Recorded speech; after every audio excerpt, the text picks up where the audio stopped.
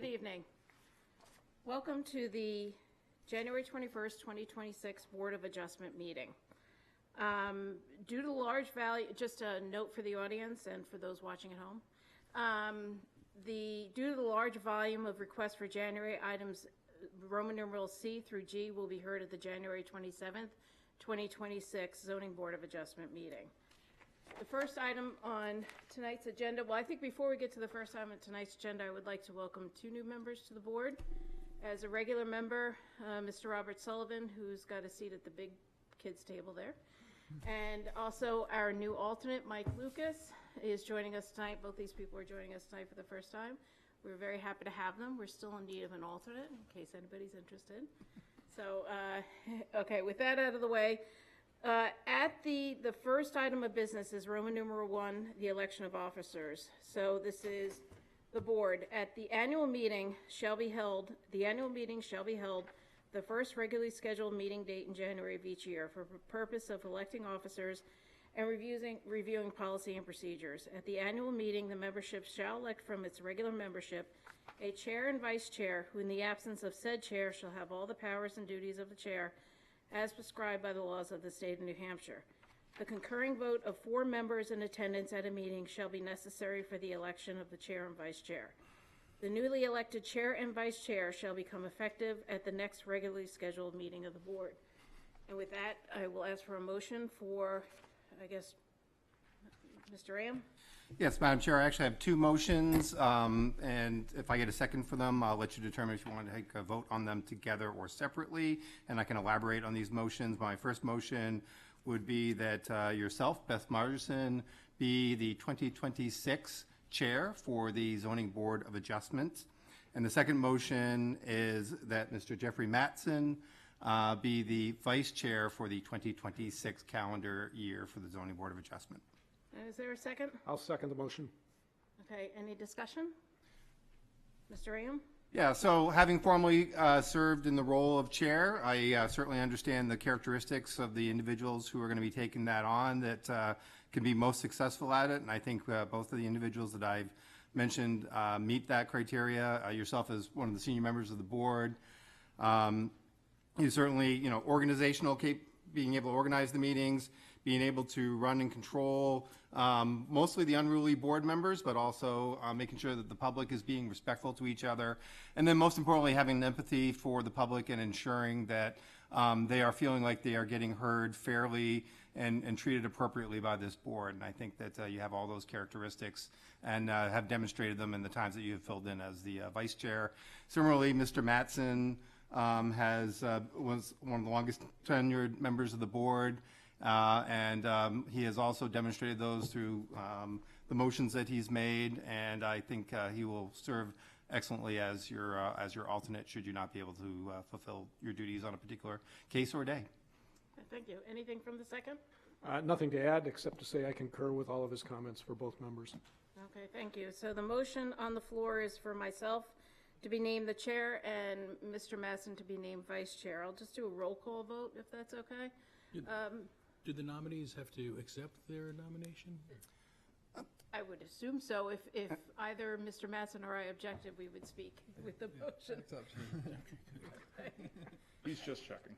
Okay. All right, so I will start with the new kid on the block, Mr. Sullivan. Aye to both motions. Okay, Mr. Matson? Yes, to both motions. Okay, Or excuse me? Just the one. Yeah. Yes. Okay. Yes to both. Mr. Rossi? Yes to both. Mr. Ram? Aye to both. Mr. Lucas as the alternate? Yes to both. Mr. Nees? Yes to both. And Mr. Mannel? Yes to both. And I'll vote yes. So, all right, so we have elected officers for the 2026 year. I would like to take the next item out of, or I would need a motion to suspend the rules to take. So moved. Okay. To take which item do you want? I would just need a second to suspend the rules. Second. The reason for my asking to suspend the rules is that we have a request from one of the applicants tonight. And I think I have to read it into the record, don't I? Okay. So, the request of Michael R. and Isaac M. Roylos, I'm sorry if I've got that name wrong, Owners and Christopher Cloutier, applicant for property located at 25 Sims Avenue, whereas relief is needed to create a buildable lot, which requires the following. 1, a variance from section 10.521 to allow a 5,000 square feet of lot area where 15,000 is required. B, 5,000 square feet of lot area per dwelling unit where 15,000 is required. And C, 50 feet of frontage where 100 feet are required. Said property is located on Assessor Map 233, Lot 71, and lies within the Single Residence B District. We received a request today at 4:15 to postpone this. Monica Kaiser is here making the formal request. This is the formal request of the board. We need a vote to accept the request and postpone the application to our February meeting. Just point of order, did we vote to suspend the rules? Yes. Oh, I forgot to do that. Okay, sorry. I guess just by voice vote, vote to suspend the rules. Aye. Aye. Okay. And now I would accept a motion to postpone this to the So February moved. meeting. Mr. Rossi? Second. Okay. All in favor? Aye. Aye. Okay. The request is a reasonable one and something we can easily accommodate, and that's the rationale for my motion. Okay. All righty. So let us move to the next item on the agenda, and that is the approval of minutes. I would need a motion and a second. Madam Chair, Yes? I vote to approve the minutes. If I get a second, I do have a couple edits that I suggest. Okay, Second. Second by Mr. Mantle. First, I just would like to compliment whoever it was who did the minutes. This was probably one of our more confusing meetings that I've been at. Following the discussion wasn't easy at the table. I'm sure it wasn't easy listening to the record and trying to construct minutes. So whoever did it, please tell them thank you. A couple very minor edits on page 14 of the minutes, which I think is page 18 of our packet. At the end of the first paragraph, the very last word, I believe, is overtaking. It should be taking rather than overtaking. And page 19 of the minutes, which is page 23 of our packet, the third paragraph, the third sentence, ends with the word me. It's supposed to be met, I believe. That's all I have. Okay. Any other corrections? Mr. Rayum and then Mr. Rossi. Okay, thank you. It may take me a second to find them. Okay, so on page 3 of the minutes, which is page 7 of our packet, the 134 Pleasant Street rehearing request starts out at timestamp 19:05 military time. The fourth sentence in begins, he said the location of the business was also changed because the back building was converted to a new front building. I would like to add in the phrase, the back building was converted and the bank moved to a new front building. So the distinction there was that the bank is currently in the back building. It's now going to be in the front building. I thought that was an important characteristic. And a little further along on page 6 of the minutes, page 10 of our packet, at the very top of the page, the first full sentence right at the very end of it, or towards the end of it, it said, he said the applicant noted that other properties had houses close together, which was true of the older sections of Dennis Street where there was more open space between the houses. That didn't quite capture what I was trying to say there, or what I believe I said there, was the older sections of Dennis Street where there, instead of more open, was less space between the houses, and then add in the phrase, but less applicable to the area around the applicant. So the point of the sentence, and the point being that the applicant was saying, hey, the houses are very close together. I said, yes, that's true of some parts of Dennis Street, but not the part of the street that you are on. And then, well, again, our minutes, as Mr. Neese noted, is very voluminous. And on page 14 of the minutes, 18 on our packet, about the middle of the page, there's a sentence, Mr. Rayum said the appellant showed that there is information in the Rockingham County Register of Deeds. Just minor clarification, that should be Registry of Deeds. So that add the letter Y to that. And then, again, another just clarification on page 17 of the minutes, 21 of our packet. Again, towards the middle lower portion of the page under discussion of the board, there's a sentence, he said a 2-family home was allowed by right. He said traffic concerns could be taken care of by and it says parking comma, Traffic and Safety Committee. The proper name of that is the Parking and Traffic Safety Committee, so the word "and" just needs to be moved. And then after that comma, putting using traffic calming tools. So the word calming tools is there, just to reiterate, it's traffic calming tools, so using traffic calming tools. And that is all that I have. Okay, anything, Mr. Rossi? Yes, thank you. On page 4 of the minutes, towards the end of the first paragraph on the page, I'd just like to reconstruct this sentence a little bit more towards what I think I said. Starting with the sentence that said, he said one piece that the board, should be one thing that the board had to be clear about, et cetera, et cetera. And then the next sentence, he said this section was based on the letter from the planning department back to the appellant and did not, I would like that, what I was trying to say was which did not mention the other 3 criteria. And finally, he said it was not the practice of the board, blah, blah, blah. About the 3 criteria does not imply, it should be instead of should not assume. Does that, did you catch that? Does that make sense? I think so. Okay, thank you. And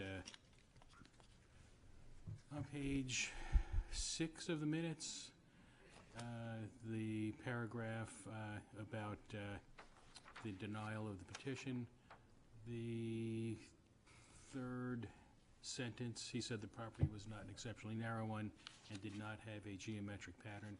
I think it really should read, did not have a unique geometric pattern. Anything else, Mr. Rossi? No, that's it. Thank you.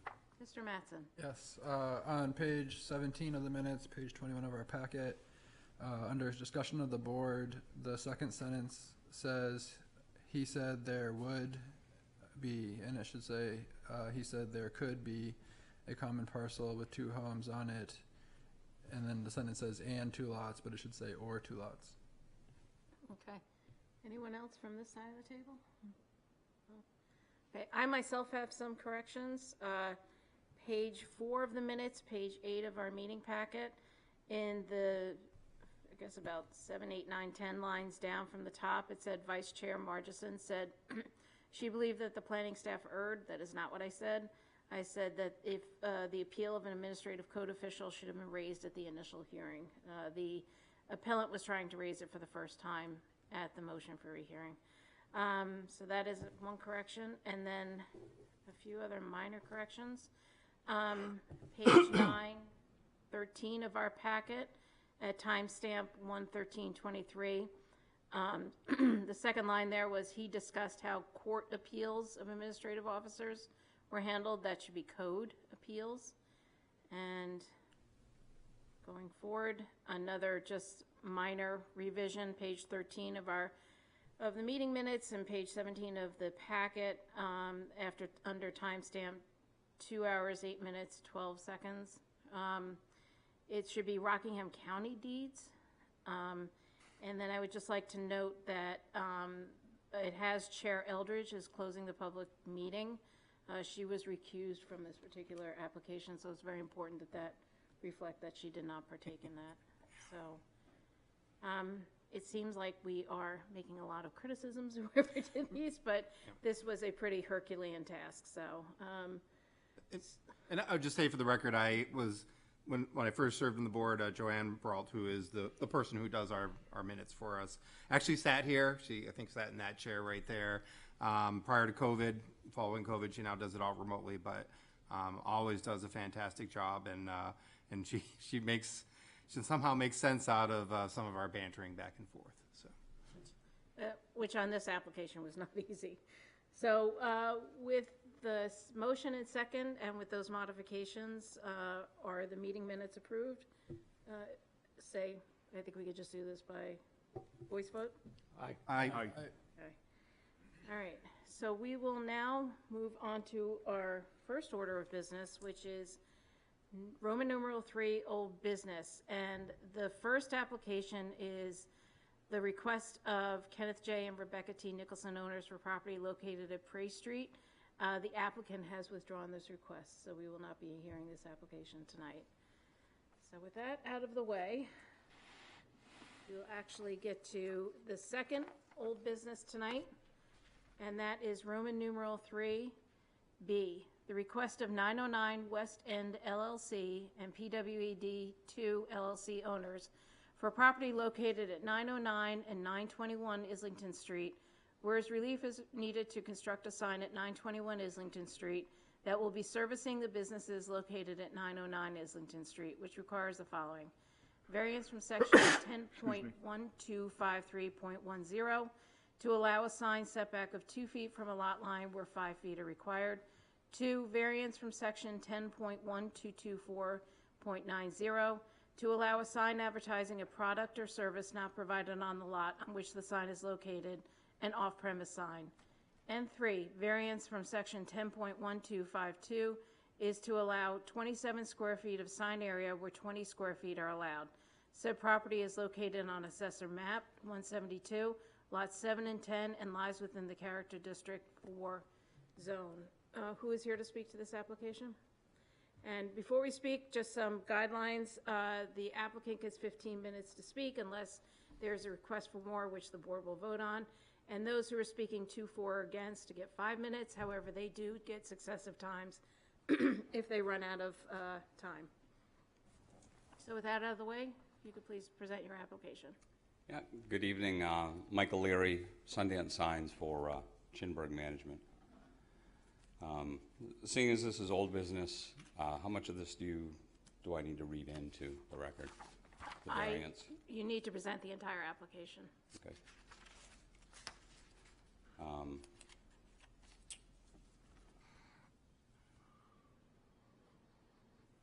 So we're asking for relief from various sections for the sign on. The sign is for 909 West End, and it'll be on the property of PWE 2, which is the 921 Islington Street. We're requesting a 2-foot setback on there. We're trying to get it as close to the property that it serves, being 909, as possible. The size of the sign is also being asked as a variance in this, where the number of tenants in there, in order to be able to see them, we increase the size a little bit for visibility to 27 square feet, which also allows the street address on the top of the 909 being very clear for drivers to find.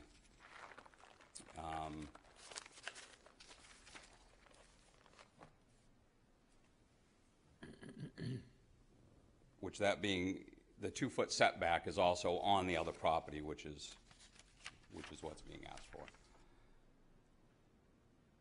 So, reading through the variance requested, granting the requested variance would be a benefit to the public interest. The general public would benefit by the grant of this variance in that the identification of this business at 909 Islington Street would be made easier, having this property located signage at the roadway.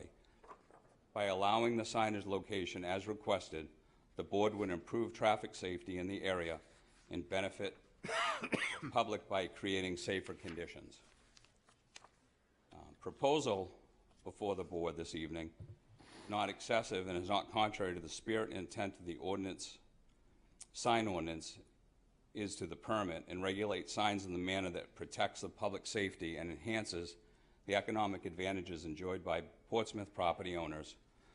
The spirit of the ordinance is observed by the size and the style that fits within current sign ordinances provisions. The applicant believes that the signage location as proposed is adequately placed to identify 909 Islington Street business to the general public. Granting the requested variance would result in substantial justice being done. As board members are well aware, the test of whether or not substantial justice is done is whether or not the benefit to the general public is denying the variance would outweigh the hardship upon the owner applicant. Seeking the variant, and this is the instance to benefit the general public in denying would request a variance, but on the contrary, the public is actually benefited by granting the other variance. Granting of the variance will enhance public safety and will not in any way create an eyesore or more confusing situation. Since there is no benefit to the public in denying the variance, substantial justice would be done by granting the variance in order to alleviate the hardship upon the owner applicant. No diminution in value of the surrounding properties would result from granting of the variance. The property in question lies in the midst of Islington Street's commercial district. The signage would be in no way diminish surrounding property valuations, as it can be seen in the attachment, and the style and color of the sign is tastefully done. And on hardship, due to the constraints of the frontage, not allowing this request would create hardship in the tenants not being able to allow their business to have proper identification signs to drivers on Islington Street. In conclusion, it is the position of the applicant the 5 criteria necessary of the board to grant the requested variance are met within the application. As such, it is respectfully requested that the board grant the variance as advertised and presented. Thank you. Are there any questions for the applicant? Mr. Ram? Actually, I have a question first for staff, if I may. So with this sign being on the actual property of 921 Islington, is it staff's opinion that the square footage associated with this sign applies to that property or to the 909 property that it's actually serving? Is that something that was discussed? It's not something that was discussed, but if you want to give me a second, I can reread the regs. Okay. Yeah, and my only question, I guess, back to the applicant would be, assuming that the square footage, which you're asking to max out in fact, you're asking for more than what is allowed for a freestanding sign on a particular lot. If this does apply to the 921 property, i.e. lot 172-10, I don't know if your client, if you had any discussions with them on what they intend to do for signage for any business that occurs at 921 Islington Street, i.e. they can't have their own freestanding sign without coming back to this board. I mean, they have other, a wall sign, parapet sign, those types of things. Could there still be some square footage for that? Yeah. Their expectation is to come back to the board for a variance for signage at 921 when that building is renovated and taken upon. Okay. I don't know if Steph is ready with the answer, but I'll entertain another question while she's... That's fine. I don't necessarily think I need to know the answer right now, but I just wasn't sure if it was something that was discussed or not. Okay, thank you. Mr. Neese? Thank you. I have a question. I just want to make sure of something. So in the picture you gave us, there are a number of signs here. You know, the one that's shown on your plan, I think, for Eclipse. And then in the distance, there's the old Ampet sign that is still up. And then there's what looks to be a portable sign for Louis Restaurant, which is also shown. I'm assuming that all of those are going to be gone with the replacement of this sign? The only plan to remove would be the one at 909, which is the multi-hanging thing in front of the telephone pole. That will be removed. The Louis temporary sign will be removed. It's only there to get through this process of the board. There was no real discussion on the old gas station sign that's on that property. I believe the plans for that is to remove that sign, as that location does not fit in the proposed changes for that building. I guess I'm turning to staff here because I think Mr. Ram's question becomes more pertinent, potentially. Yeah, I'm trying to find the reg. I would say that the square footage does apply to the 921 parcel. However, I believe that there are some exceptions for freestanding signs, which is what I'm trying to find. Is that enough to go off of for now? No? We just give her more time to research? Yeah, we can give her more time to research. Hard to do I have a on-the-spot question research. on that when we talk about that square footage and moving it from one property to the other. It being an off-premise sign is what's being asked for here. Does that fall into that square footage? That's me. I don't know. That is the question. I think that's our fundamental question is, Yeah. right, is this counted against the 909 property because it's really serving 909, but because it physically ends up on an adjacent property, which admittedly the same owners own, you know, how does that all work out? So it's an unusual set of circumstances. Yeah, just thinking through this in my head, I would say the purpose of the sign ordinance is to make sure that each property conforms to what is set forth in the ordinance. Therefore, you know, it's done by a property by property basis. So whatever is on that property is what is assessed against the regulations. That's my assumption. I'm still going through it though. Okay. Well, Steph continues to. We like pull putting you for on the spot, regulations. so. Yes, yes. Is there any other questions? from the board? Madam Chair, just one inquiry, and I'm presuming you're fully briefed the alternate, but he's aware that he can ask questions even though he's not currently serving on this Yes, particular. yes. He can ask, so the alternate, we have advised him, he can ask questions and participate in the deliberations, but he cannot vote because nobody is recused on this application, so. Typically, I don't know if he's allowed to participate in deliberations, is he? I don't know, actually. Yeah, I think I can double check our rules. Okay. Any other questions? from We the haven't board? had an alternate in so long. I know. It's like- I'm still confused about the question that's on the table. So according to our ordinance, there's a limit of total sign area of 20 square feet. The variance that's being requested is for 27 square feet, which only pertains to this particular proposed sign. There is the old Ambit gas station sign there, which properly would have to be added to this 27 to calculate the total signage. Is that not correct? So freestanding signs, this was the section I was looking at. Freestanding signs, their area does not count towards the aggregate area of the property. So freestanding signs are their own. So each freestanding sign could have 20 square feet? Is that what you're saying? Yes, and then when lots have multiple freestanding signs, you have more sets of criteria. So if they want to propose a new freestanding sign, they have to go through a separate set of rules, 10.1251.30. But if we're talking about a wall-mounted sign, that wall-mounted sign area is not then added to the freestanding sign area. But They're separate. there is an additional freestanding sign that's not included in this. The Document. Ampit sign, is that what you're saying? Yes.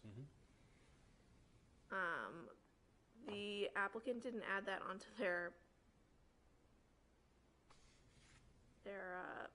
site plan, so I wasn't aware that was a full freestanding sign. You could make a stipulation that it's removed prior to the installation of this freestanding sign. Would be a way around that.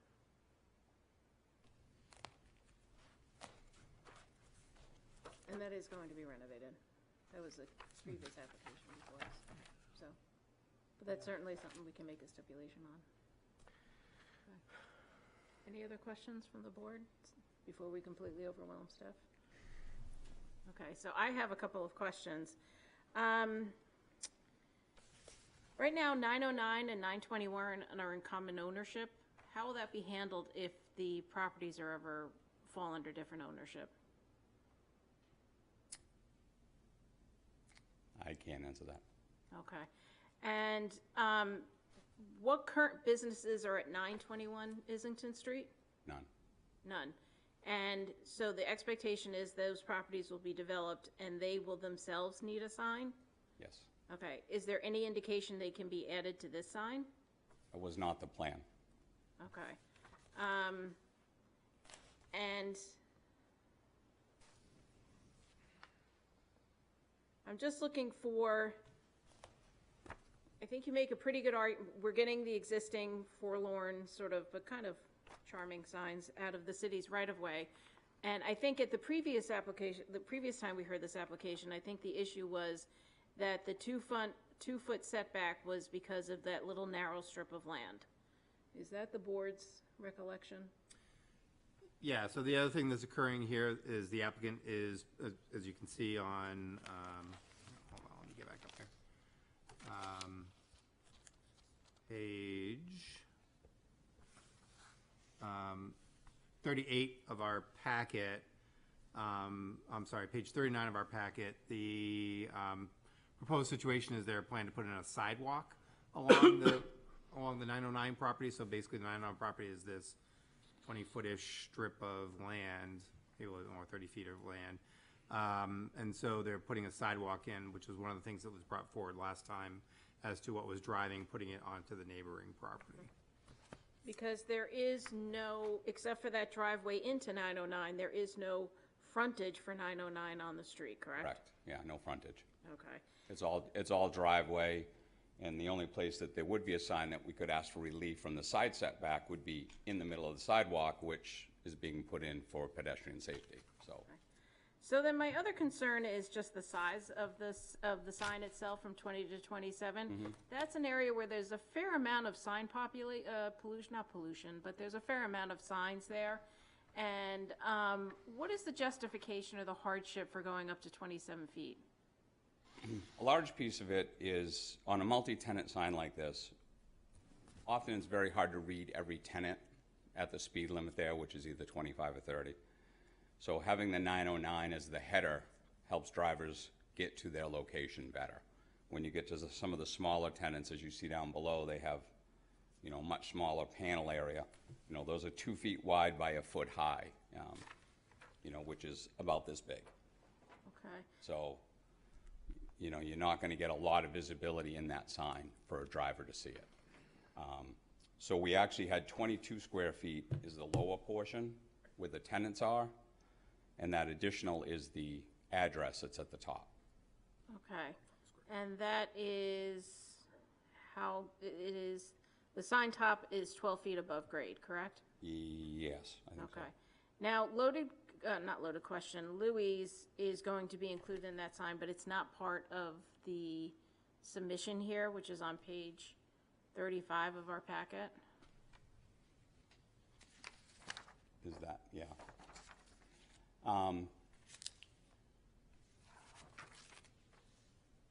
As these were developed, honestly, I think most of these are not in there because the tenant itself isn't, the name of who's on there is an incumbent of the sign itself. And we have here 7 businesses being advertised on this sign. Are there a potential for more businesses being added to a 909 that would potentially drive this to be more than 27 feet? I think at that point, the idea, like the lower signs are split in half. If we went up one to the WSCA radio station, which technically isn't even on that property, that would be split in half to be 2 signs. So remaining within the same square footage, but more information. Okay. So just as one more question. So the WSCA radio station, where is that located if it's not at 909? I'm going to say next door. I don't have the address. Okay. Well, it just seems that that is It's another kind of off-premise confusing when you're sign. in there which buildings are, you know, where that line ends, because that driveway is shared by 909 as well as the previous address, which I don't have. because the reality is if WSCA is on another property. They won't be on there. This is only going to serve the 909 building. Okay. These were just populated to show examples. They're not specifically the actual wording, which could change at any time. If Louis moves out and it's Bob's, then it will be Bob's on there. And that wouldn't have any effect on the overall square footage of the sign. Okay. So with the intention and your application and presentation is that these signs would be for the tenants at 909, not any other other Correct. The site. sign is for 909. Okay. Thank you. Mr. Neese?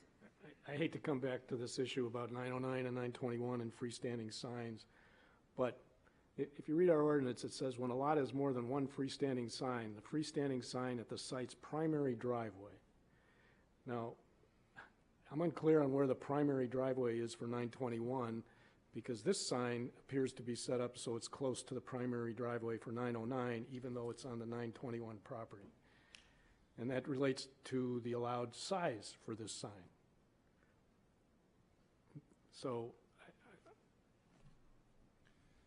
This is a confusing situation, which maybe we'll wind up facing if they come back for a sign on 921 for the restaurant, but it sort of bears on how big this sign should be if you think that the sign for the restaurant is at the primary driveway for 921. Do you know what the primary driveway is for 921? It is, the plans that I have seen, the primary driveway will be to the left of that property, which I don't think any of these plans show enough of that. In the first submission, it did, I believe.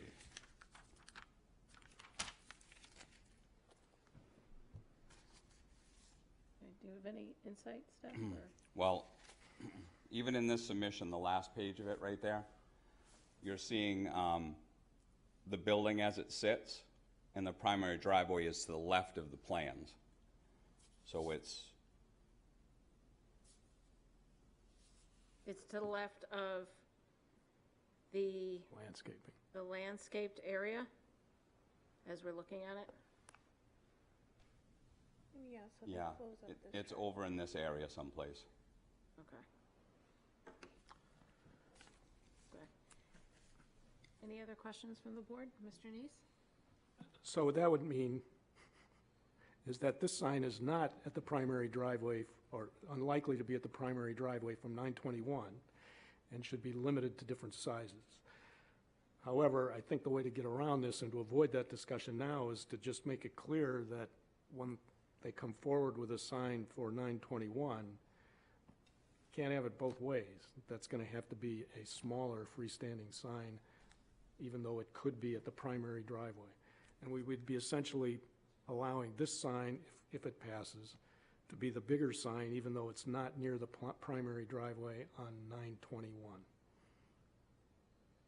I think we should just be upfront with the applicant. This is like mind-boggling that this should be confusing, but it is what it is. Okay. Anything else from the board for the applicant? I'm sorry, just for Don't clarification, I apologize. thought I heard two different things. Is the restaurant at 921 going to be part of this sign, or is it intended to be a different sign? A different sign. Thank you. Okay. Anything else from any? Okay. And if I could say, kind of helping to answer that, the idea of the sign being on 921's property, 2 feet from the 909 property line, is so that is at the entrance of 909. And if there is one at the entrance for 921, you'd be taking away any confusion as to which driveway you're going in, not to pull into 921, make a U-turn, pull out, and then drive into 909, or, you know, use the side entrance that's there. Understandable. It's just that the way the zoning ordinance is written, we have to deal with the, I understand. yeah, the driveway for 921. I was hoping that would clear up just a little bit. Okay. Anything else from the board? All right. Thank you very much. Thank I'll you. open the public hearing. Is there anyone here who would like to speak in favor of this application? Anyone on Zoom? Is there anyone who would like to speak in opposition to this application? And is there anyone who would like to speak to, for, or against? Seeing no one rise and no one's on the Zoom, I'll close the public hearing. Discussion or motion from the board? No, just to provide further information, we had a question based off of my prompt. So Section 6, Item 14 of our zoning board rules and regulations reads, alternate board members shall sit with all other board members during the meetings and may participate through the close of the public hearing. After the close of the public hearing, an alternate shall only participate in petitions where they have been designated to do so by the chair. Okay, all right. So that means when there's a recusal, so. So we would need the regular board members. I'm looking for discussion, a motion, thoughts? Mr. Neese? Well, just to open with some discussion, I'm not ready to make a motion yet. I think the location of the sign is great. It cleared up some of my concerns anyway from the previous meeting. It's clearly not within that banned site triangle in order that it doesn't block view. I appreciate the applicant coming back and making that clear. I think the setback and the location makes perfect sense given the way these are lined up. I am a little concerned about the size of the sign. It's 35% larger than what's authorized. Initially, I thought, okay, that's not a problem if this is also being used for the 921 property, but we heard tonight that it's possible anyway that the applicant may come back with a sign request for 921. So I'd be interested in a little discussion on the size of the sign, if any of the other board members want to participate. Mr. Mattson? Yeah, I'll just give some comments, and I would also add as well, the big thing for me is I really wanted to see that sightline triangle that's provided, and this proposed sign is not within that, so that alleviates a lot of my concern.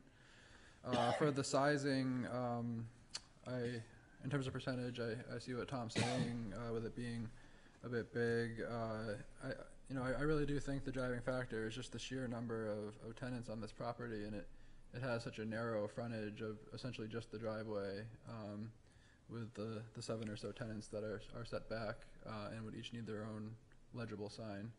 And then the big thing as well is the way it's proposed is it's kind of in this, to the benefit of being in this no man's land where it's 5 feet up to 12 feet, so it's not like towering down on you like an imposing structure, but it's also not in the way of the average pedestrian walking.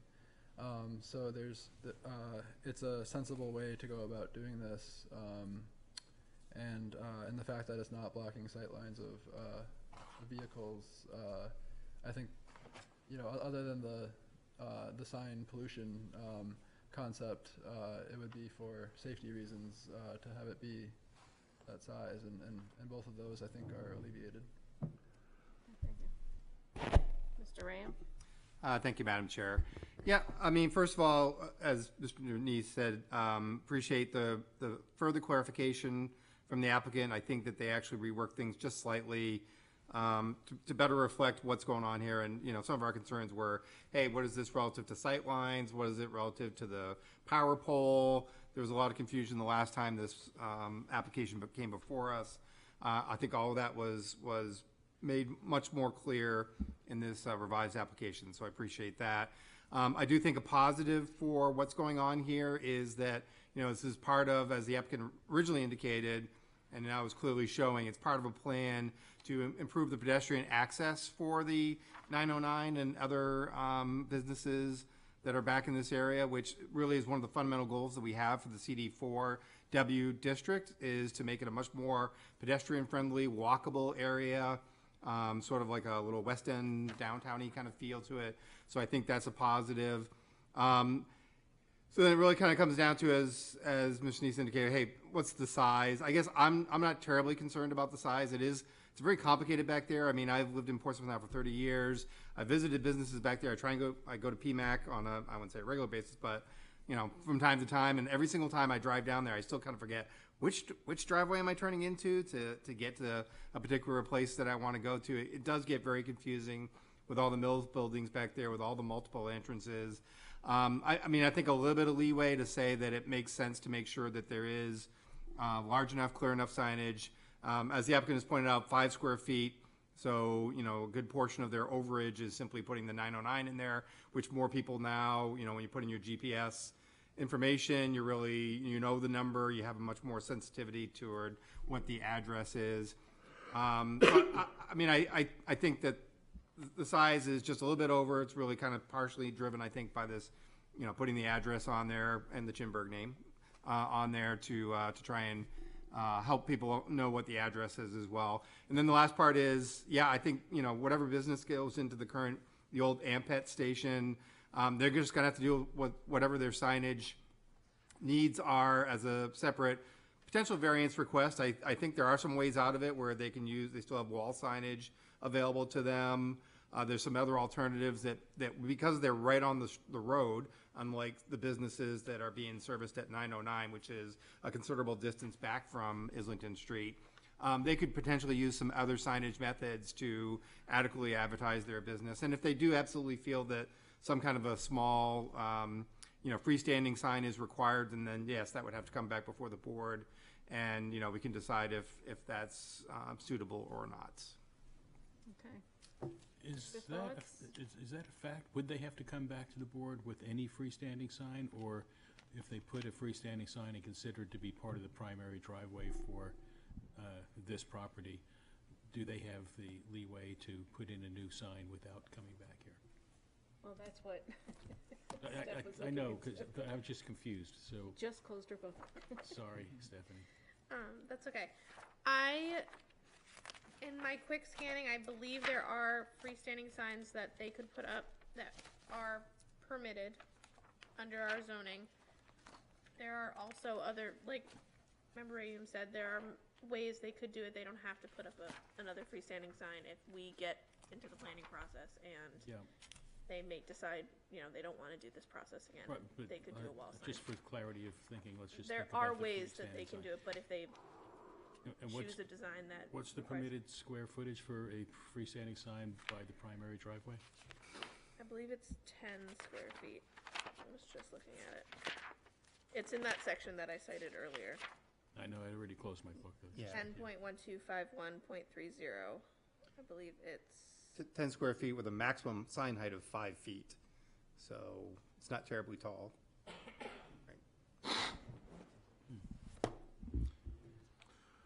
Question for the chair. Are we to take both the size and the location variance together, or are we to take them separately? I think we can do either, depending on the sentiment of the board.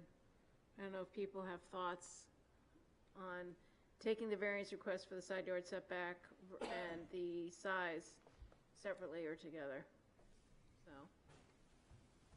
Okay. Mr. Neese, I see your little hand going up.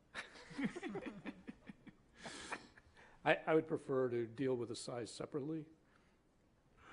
Any other thoughts? Okay, so with that, Mr. Ream? So I just had one more comment before we get into a motion. Just, again, to clarify in 10.12.51.30, I mean, the second freestanding sign, certainly I think the intent of the ordinance there is that it's a sign that says enter here, right? That's why it talks about being next to the primary entrance for the property, right? So you have your big sign, McDonald's, and then you have your little sign, enter here to get to the drive-through, right? That is kind of the intent of that two freestanding signs portion of our ordinance. Not saying that you couldn't somehow then go and manipulate it for what the applicant is trying to do here, but I just think realistically, anything that they were gonna try and do is probably something that would end up back before this board, was my thought. So, I think that we're at the point where we can make a motion, and I'll leave it to the motion maker. So there are actually, 3 variance requests. One is for the setback of the 2 feet from the lot line where 5 feet is required. The other one is a sign advertising a product or service not provided on the lot.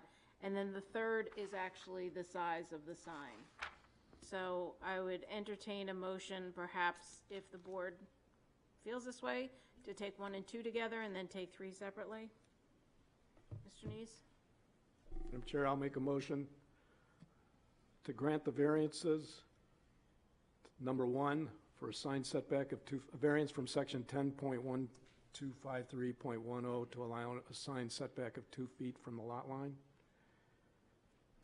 And number 2, a variance from section 10.1224.90 to allow a sign advertising a product or service not provided on the lot, as presented and advertised. And is there a second for that? Second.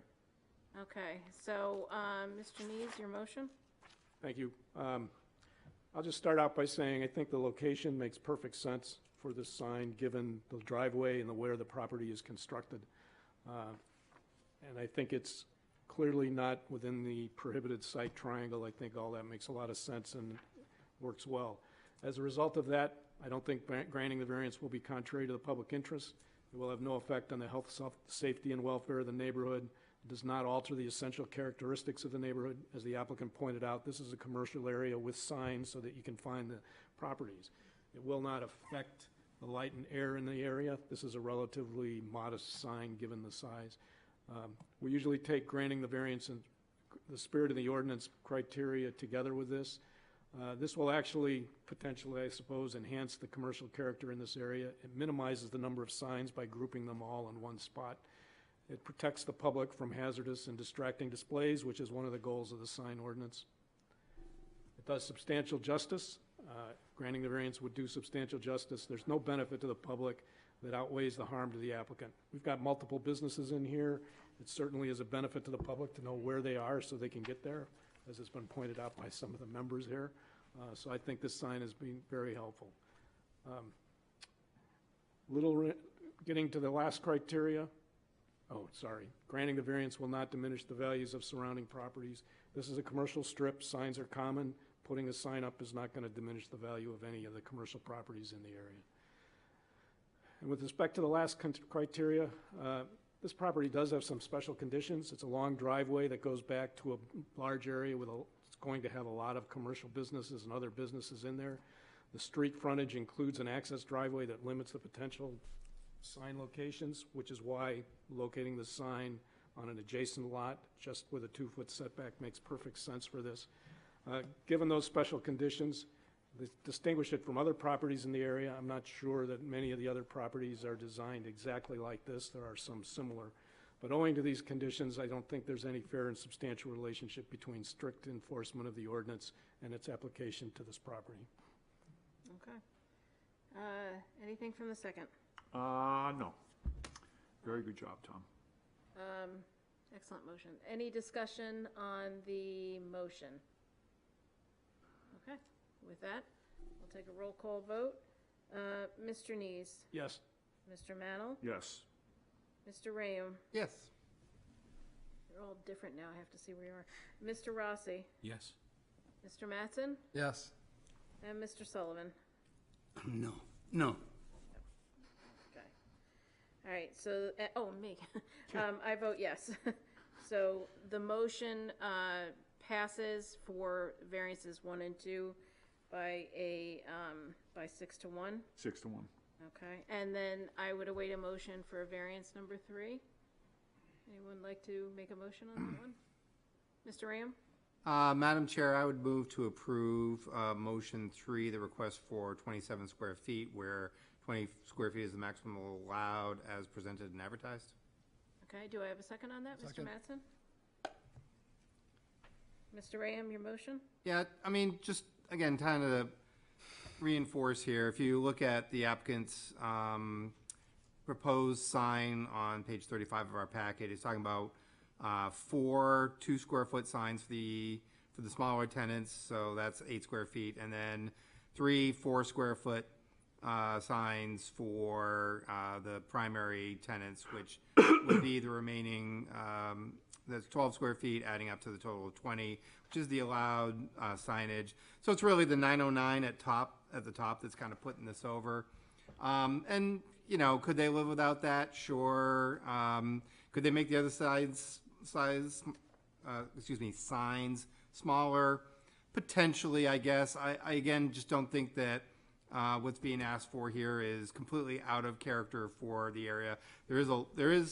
I agree, it's a heavily signed area. At the same point in time, I think it's an area that kind of needs some of that signage to really help people locate where they're going, especially with the fact that so many of these businesses are, you know, substantially removed from the roadside. It can get kind of confusing, and then you have some that are up close, some that are far away, parking in between, whose parking is where.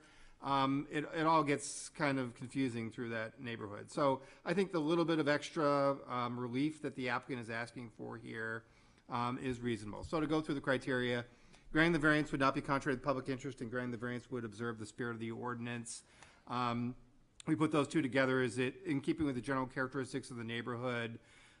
We certainly do have that the neighborhood has a number of businesses, has a number of current signage, much of it quite wanting, as the applicant has pointed out. The previous signs that were there were, very difficult to read, made it difficult to know where you were going.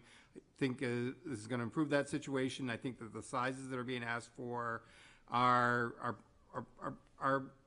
reasonable and in accordance with many of the other businesses that are there, some of the other business signs that are there, which probably are in compliance mostly because there's fewer businesses actually being advertised for, but there still are some that do have multiple businesses on there, again, because of the nature of these old mill buildings that have been converted into multiple buildings. So I think it really is meeting those two criteria. Granting the variance to do substantial justice, again, that's the balancing test that we have.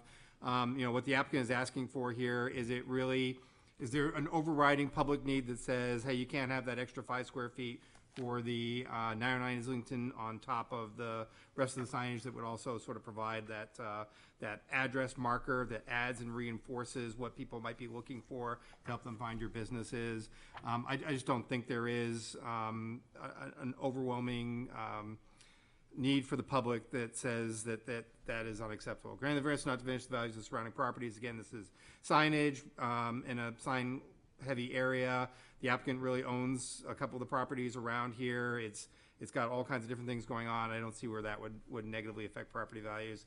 And then lastly, what is it that distinguishes this property? Again, I think it's an old mill building, series of buildings really that have a number of different businesses located in them, are taking up a fair amount of sign space right there, and that there is an opportunity here to provide just a little bit of extra square footage for the address. So I do think that there is, it's a unique characteristic. The fact that this is ending up on a very narrow strip of land out there. There really is no other way that the applicant can really put signage information, right? So wall signs aren't really like an option for them. If they could do some of that, maybe that would relieve this freestanding sign from having quite as much information on it that it does. That is not something that is realistic here. So with that, I think those are special conditions. The use is a reasonable one.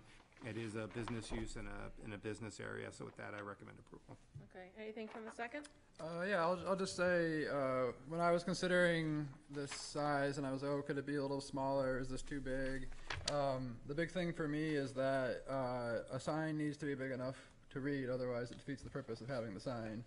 And so this sign is not egregiously big, and if maybe it could have been a little bit smaller or whatnot, but the main thing is that this will ensure that it's big enough to do its job, and I think that's sufficient.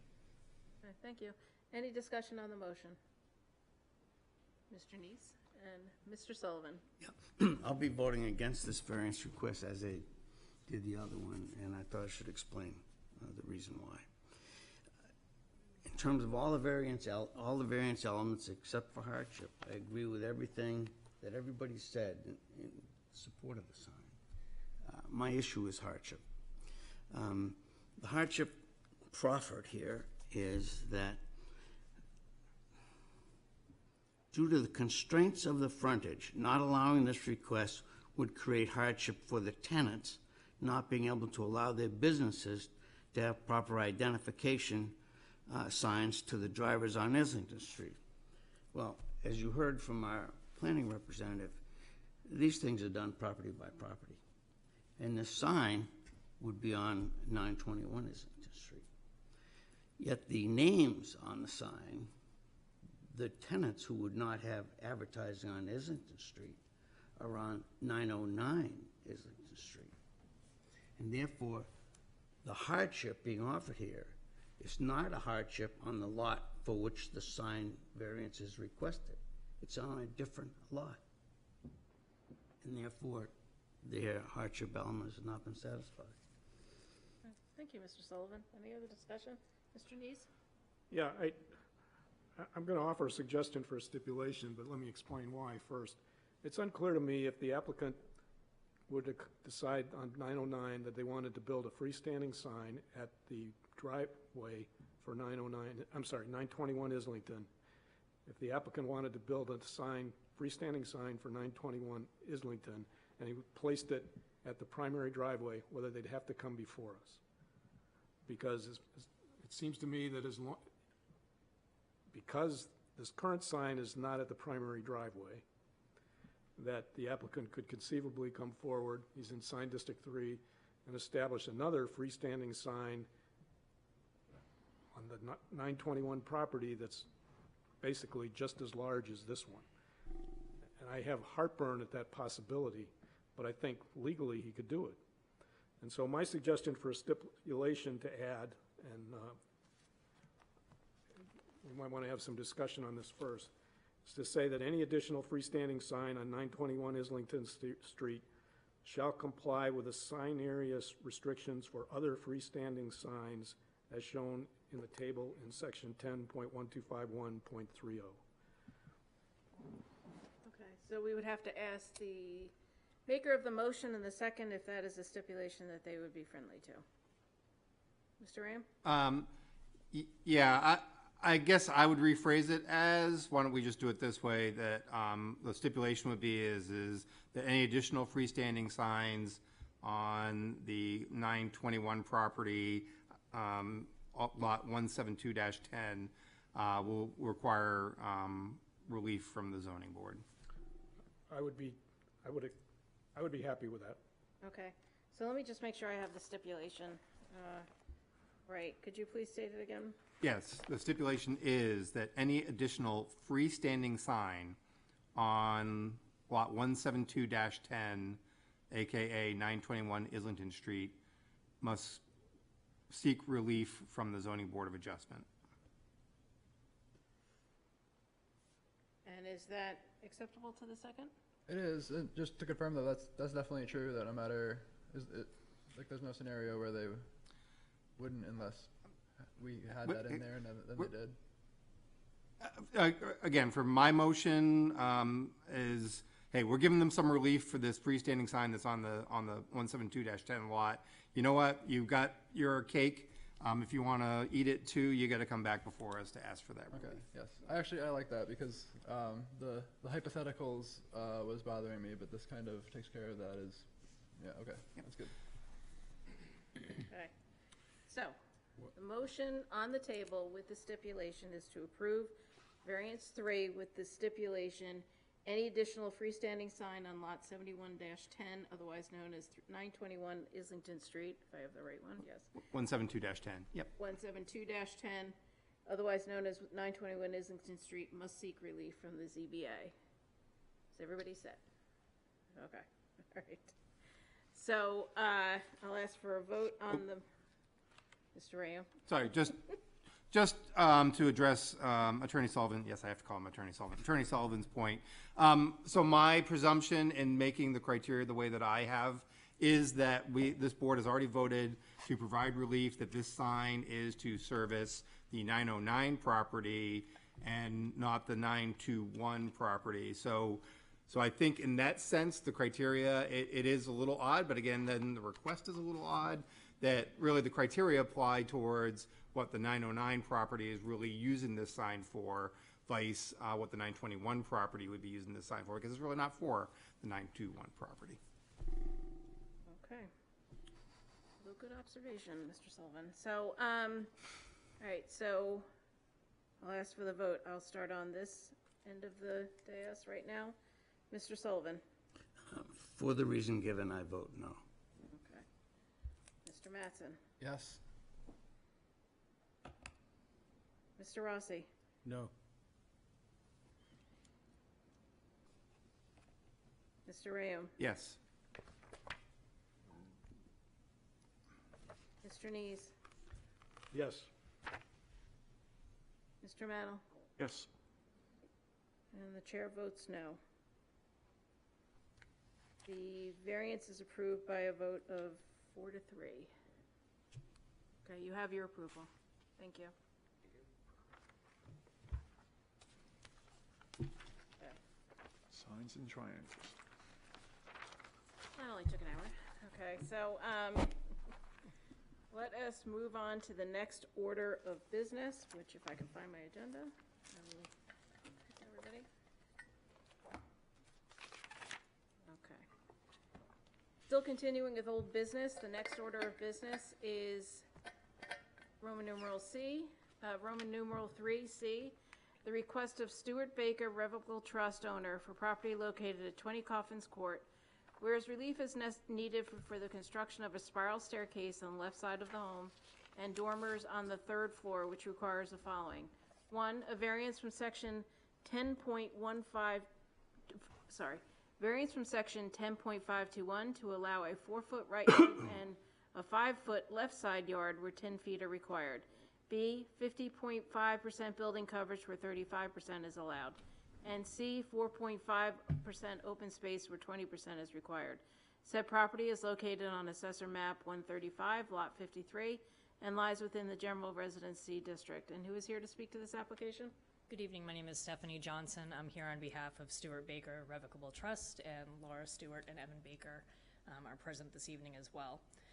Just as an overview of the project proposed at 20 Coffins Court, the project is to add dormers to the third floor to increase living space, and a spiral staircase at the back of the home to connect the existing outdoor second and third floor decks. The dormers proposed did not expand beyond the footprint of the existing home.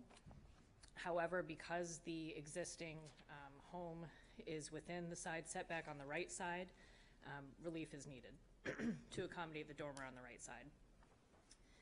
In addition to that, the spiral staircase is proposed to be 5.8 feet from the left side setback, where 10 feet is required. There is, however, a deck with stairs leading down to a lower patio, 1.5 feet from the left side setback. With respect to building coverage, the increase is requested to go from an existing 49.6% to 50.3%, where 35% is permitted, so we're talking about a 0.7% increase. And on open space, decreasing from 5.3% existing to 4.5%, so that would be a decrease of 0.8% on the lot. In terms of the criteria, the variances will not be contrary to the public interest, and the spirit of the ordinance is observed. The purpose of the Portsmouth zoning ordinance is to promote the health, safety, and general welfare of Portsmouth. The proposal does meet this purpose. As I said, the lot is an undersized lot. It is used for single-family residence. It'll continue to be used for single-family residence. There is no change in use or increase in the intensity of use proposed. The improvements that are proposed are within the home's existing footprint. The dormers do not extend beyond the existing side edge of the home. The stairs encroach less than the existing deck that's already on the property. There are no changes to parking or traffic increases that would result. The project improves the aesthetics and livability of the home without changing or increasing any inconvenience due to outdoor lighting, noise, vibration, or stormwater runoff. The project maintains the existing structure, which was built in 1880, adding enhancements rather than tearing down and changing the building's outward appearance. In addition, permeable pavers currently exist for the driveway and patio at the lower level, which ensures infiltration of stormwater runoff, blunting any impact from the increase in building coverage and the decrease in open space. The project does not alter the character of the locality, but instead works with its character. It works with the existing home footprint to tastefully expand living space without changing the footprint or impinging further on neighbors. Other homes in the area on Coffins Court, as well as Union Street and Cabot Street, encroach on side setbacks due to the lots being undersized in the area overall. Substantial justice will be done by granting the variances. Denying the variances won't benefit the public in any way. The project is visually consistent with the neighborhood and character of the neighborhood and improves the home's functionality for its owners. The neighbors support the project. I believe the board's received 2 public comments in support, including one from the Smiths at 30 Coffins Court, who are the neighbors to the right, who are arguably the most impacted by this, as well as the Lewinsky's at 187 Union Street, which is on the other side of 30 Coffins Court. The homeowners also had a chance to speak with other neighbors in the area, including those at 6452 Cabot, 68 Cabot, 74 Cabot, 37 Coffins, 45 Coffins, and 187 Coffins, who are all supportive of the project. Granting the variances in this case will not diminish surrounding property values. Nothing about the project would devalue the surrounding properties or change the area. As I said, the impact to the neighbor on the right, the Smiths, they support the project. In terms of hardship, denial of the variances in this case would result in unnecessary hardship. We're dealing with a 145-year-old home sited on a 0.05 acre lot. So the front and side setbacks run through the existing structure. The neighborhood is densely populated with older homes that are on undersized lots, and case law suggests that hardship may be found where similar non-conforming uses exist within the neighborhood, and the proposed use will have no adverse effect. The relief does not impair the purpose of dimensional building coverage or open space requirements. The purpose of those requirements are to prevent overcrowding or overburdening of the land, to ensure adequate air and light circulation, and provide sufficient area for stormwater treatment. Again, there's no change to the existing footprint proposed here. It'll continue to be used for single-family residents. The existing undersized lot makes it impossible to comply with open space and building coverage requirements if there's any change on the property, essentially. Impervious pavers are used for the patio and driveway, which encourages infiltration of stormwater runoff. And it conforms to the neighborhood's character. The purpose, or the GRC zone permits residential use, and as this is a permitted use within the zone, it is presumed reasonable. Thank you. Are there any questions for the applicant? Mr. Ram? Thank you, Madam Chair. So looking at your site plan, it's on page 51 of our packet, sheet 2 of 3 of your plans that were submitted here. That's what it says.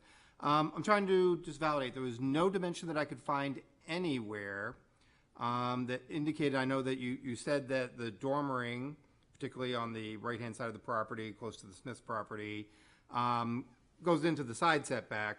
I couldn't find anything to validate. Does the dormer go into the rear setback of the property? I mean, the front setback is pretty clear. That runs pretty much right along the front of the building. So I would say from your illustrations that is probably not a concern. But I don't have anything that validates that the dormer doesn't go into the rear setback.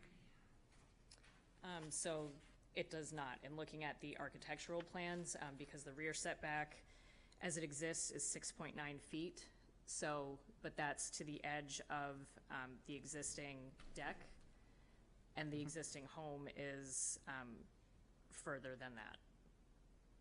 That makes sense. Well, it kind of does. At the same point in time, if you look at that plan, right, your 20-foot setback goes a considerable distance into the home. I don't know exactly what that number is. I could maybe try and scale it off, but your dormers these are good-sized dormers. They extend along most of the length of the roof. So I'm just trying to get reassurance from you, from an architectural standpoint, that they do in fact fall short of that 20-foot setback and they do not encroach into it. I just have 1 minute. What are they asking about? Because they probably are in this one. It's the rear. So it's the 20-foot. I see. So you should be able to get a dimension. Yep. So written If over. you want to come up? the person with the answer can come to the table. Sure. That would be great, the podium. Could you please identify yourself for the record and your association with the project? Yes, good evening. My name is Brittany Rotunda, and I am with Mogul DeStefano Architects.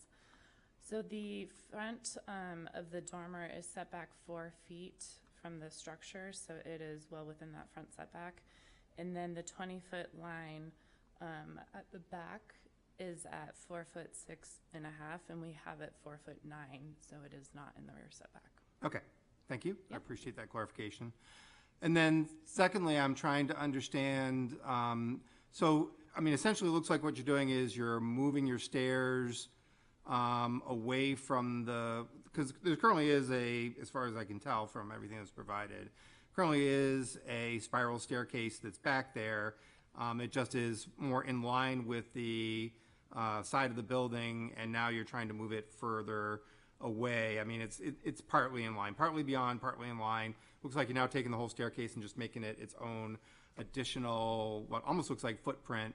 First of all, I want to understand, what's the reason for needing to do that? I understand you're enclosing the second floor, making an enclosed porch, but why do you need to, push that out in that direction?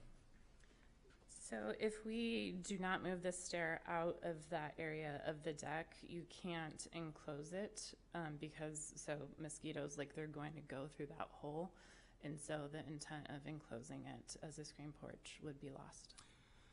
Sure. I mean, couldn't you also enclose it by simply putting the wall up against where the stairway currently is? So currently the spiral stair is in the deck. So it's not off to the side, so it's a hole in the deck. So no. Okay. All right. I'll take that answer, I guess. And then I guess perhaps the question for yourself and or staff is, why is that not considered a new footprint that is being built in the within the 20-foot setback? It's a larger expansion of an existing use. because we have no request for relief for the rear setback. Yeah, that would be an error. Okay. And then my other question is for the lengthy dormers. So, one of your dormers is fine. It's between the front setback of 5, the rear setback of 20. It's on the interior of the property. That one can be as, within those confines can be as big as you want. I'm trying to understand what's driving the size of the one that's closest to the property edge that, requires the relief because it's, essentially 4 feet-ish from the property edge and really right up against the neighboring property, right? There's a neighboring home that pretty much is along the property line there. So I'm trying to understand what's driving the need for such a large dormer on that particular side of the home. So the in the existing house, as we typically see in old homes, there is a very, very steep stair to the attic. This house is fortunate in a way where there is like a cavity along that whole outside of the wall. And so I'll point to it again. Oop, that's interesting. So we're using that cavity, which is on the outside of the wall, to grow that stair so that it's safer inside. It's very, very steep. Okay, so the existing stairway in the home is kind of driving the need to put the stairway to the 3rd floor on that side, which in turn drives the size? Correct. Yeah. Is your argument? Okay. All right, that's all I have for questions, Madam Chair. Thank you. All right, so I'm going to step in here because I've just been conferring with planning staff, but it probably needs to be re-advertised because of the rear yard setback. I just want to turn to Steph. I'm sorry, you just said something to me that you would like to give the applicant the opportunity to. Yeah, I think just have the applicant speak to it if they agree it was an error or if there's they see any way around it. Yeah, because the rear, now those rear patios are going to be enclosed. That would be a further encroachment into the rear yard setback, which is not part of the variance request that has been, part of the variance relief that has been requested tonight. It won't be structurally enclosed, it's just going to be a screen. Oh, okay. So, sorry if that's confusing. Steph, does that make any difference? Again, putting our poor planning staff on the... Give me a second. Okay.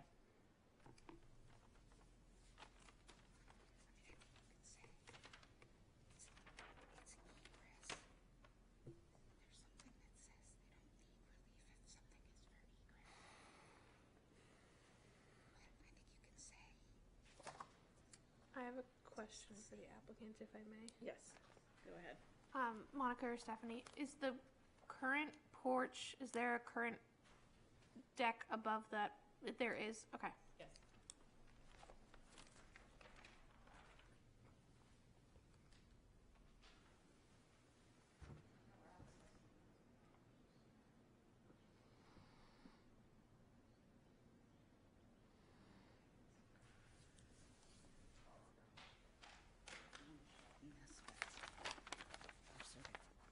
Isn't anything proposed like on the ground that's new? It's just gonna be like attached. I don't know what page that is. If you want, I can entertain this with one additional question. Sure. Just one additional question, I guess. So our staff report for the BOA history doesn't indicate anything that's ever been granted for relief for the porch. Is there any idea from research that was done, like when that porch was put in?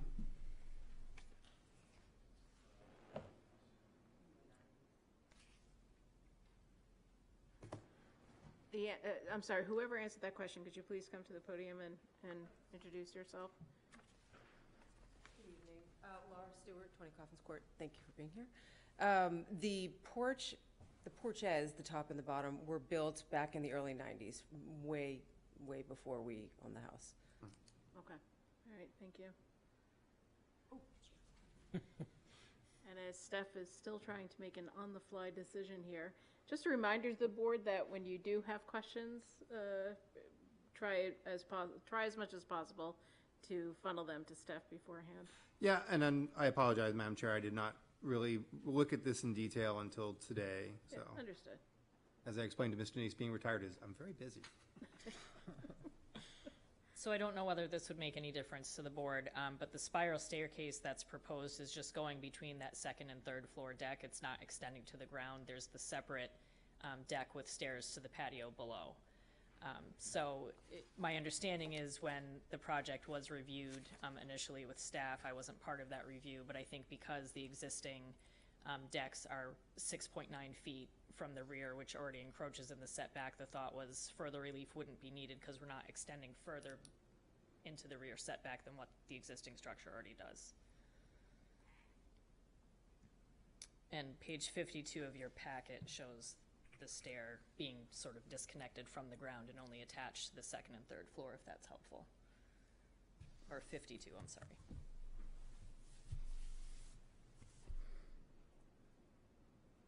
And you understand the genesis of my question. There's now more porch area than there used to be. I know typically you guys are sticklers that is an intensification of an existing use in a setback, so.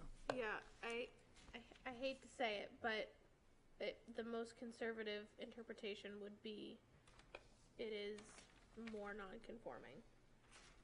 Okay, so more non-conforming as to What the rear exists yard there today, setback. yes. Okay, so I think that we need to postpone this application and ask for it to be re-advertised because more zoning relief is being asked for.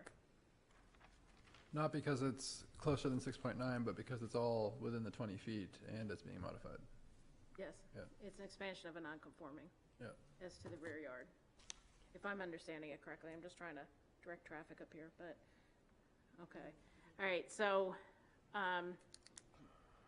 apologies to the applicant, but mistakes can be made. So I would ask for a motion to postpone this application to a future. I'm sorry, could I just, I think if the board would entertain this, what we would ask is if we could vote separately with respect to the dormers, and perhaps if we need to postpone the staircase, do that. What is the board's feeling on that? Which ones of these are specific to the dormers? Is it the left yard and the left yard and the right yard setbacks? I think it is the right yard. Oh, we don't have a left yard setback. I'm sorry. The left yard setback is respect to the stairs, so that's the 5 feet. And then the right yard is it's right and left yard because of the dormers and also because of the spiral stairs. And it's okay because the error in the rear yard non-notification only applies to not the dormers, so we can. Well, I think I would ask the staff whether or not that affects the open space coverage. So just, I'm Does not? sorry, Okay. the dormer on the left side is not extending into the left side yard setback. So for the left side yard setback, it's only the stairs, and relief would be needed for the right side dormer due to the setback. Okay. So that means that we would be voting on variance 1. I'm sorry. I have to look at this. Mr. Neese has a question. Denise? So I think what they're asking for is a variance 1A 4-foot right side yard. Is that correct? I think that is correct. And that would be the only thing that and I think they are asking for variance 1A tonight. That's it, yeah. Yeah, okay. All right, Correct. so the board's pleasure at bifurcating this variance request, I think that the variance application is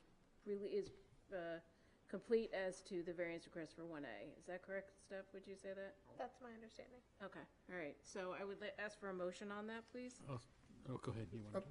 Madam Chair, I would move that we continue deliberation and public hearing on variance request 1A and postpone consideration of variance requests 1B and 1C to the board's regularly scheduled February meeting. Okay. And do I have a second on that? They will have to be re-advertised. And re-advertised. Re-advertised. So do I have a second on that? Second. Mr. Sullivan, I'll give you the second. Okay, so, so we are voting to, we are Continue the voting to hearing. continue the hearing on variance 1A. We have not heard from abutters or anything like that yet. So, okay, and then we will ask the applicant to postpone 1B and 1C to the February hearing, and it has to be re-advertised. That is the motion. So, I'll start with Mr. Nees, Yes. Mr. Madl, Yes. Mr. Rayam, Yes. Mr. Rossi, Yes. Mr. Mattson, Yes. and Mr. Sullivan. Yes. And the chair votes yes. Okay. So with that, I will open up are there any more questions for the applicants? Nothing more. I will open up the application, which is again just related to 1A, to the public. Is there anyone here who would like to speak in favor of this application? Could you please state your name and your address for the record? My name is John Raganese. I'm at 74 Cabot Street. Our backyard and great outdoor living space faces the property, subject property, and we are in favor of granting this variance. Okay, thank you. Any other members of the public who would like to speak in favor of the application? Is there anyone who would like to speak in opposition to the application? And is there anyone who would like to speak to, for, or against? Seeing no one rise, I'll close the public hearing. And I would ask for a motion or discussion on variance relief 1A. Mr. Rayo. Madam Chair, I would move to approve variance 1A, the 4-foot right side yard where a 5-foot left, 5-foot side yard is required. Okay, and do I hear a second? Second. That is Mr. Rossi? No, that was Mr. Sullivan. Oh, I've got it used to your voice. Okay. Second for Mr. Sullivan. Okay, Mr. Rayam, could you please speak to the Yes, thank you, Madam Chair. And again, this is to the 4-foot right side yard to allow a dormer to be constructed. So, you know, this is a good-sized dormer. Again, the one on the interior of the property is allowed by right. This one on the outside edge is within the setback. It is pretty substantial. A lot of times, and I, express some concern about, why does it need to be so large? I do think the applicant's reasoning, where there is an existing stairwell that they are really taking advantage of to now make the third floor a more usable space, is kind of driving the fact that you need to make this a pretty good-sized dormer to be able to, accommodate that and still meet, access egress code, things like that. And really, I think that's pretty amply shown on the floor plan too for the third floor, which is shown on the third floor plan is on page 55 of our packet. So with that, I think that it is a pretty substantial bump out. That said, it mirrors the opposite side. Could they make it a little bit smaller? Perhaps there's, a little closet that's in there, but I think overall, architecturally, keeping the symmetry on the two dormers, considering this sort of constraint within the property, I think makes sense. So with that, granting the variance would not be contrary to the public interest. Granting the variance would observe the spirit of the ordinance. So, again, that goes back to our argument, what are the general characteristics of the neighborhood and how is this keeping with those pretty closely spaced homes here, but dormering out is a pretty common factor in homes, not only in this neighborhood, but in many of these two-story New Englanders that are located throughout the city. It is a pretty straightforward way of getting some additional living space, vertical living space. As we've been seeing with the board, people once upon a time might have bought a different house when they needed more space. Nowadays, with just the nature of the availability of properties and the cost of properties and people having loans that are at low annual percentage rates. Doesn't make sense to go and buy a new property when you need more room. We're seeing more and more of these types of expansions. I do think this is, although a large dormer and is very close to a neighboring, not only property line, but a neighboring structure. That said, I do think that there's some good reasons why there is a need for it to be in this location and being the size that it is. I think it is still, one of our other major concerns is, can it be serviced? 4 feet, it's tight, but you can probably get some, special types of ladder jacks and stuff up there to be able to go and do maintenance on that additional higher structure in that area. So I don't think it's out of characteristic of the neighborhood. I think while in violation of the specifics of the ordinance, it is in keeping with what we're trying to do, which is keeping larger structure within the allowed setback. I think it can be accommodated. Granting the variance would do substantial justice. That's our balancing test. Are there general public provisions that outweigh the desire of the applicant to have that additional living space up on the third floor and make it a usable space with the existing stairwell that's there? I don't think there is in this case. For the most part, the general public wouldn't really observe a significant problem with this additional dormering being there and being closer to the property line. And then the benefit that the applicant is getting substantially outweighs that.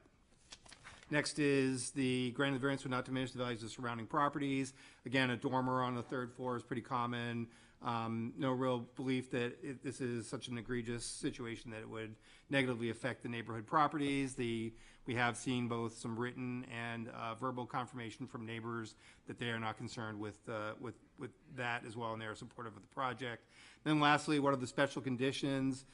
So what we have here is again a home that's butted up against on a relatively small lot, but more importantly, butted up against one side of it.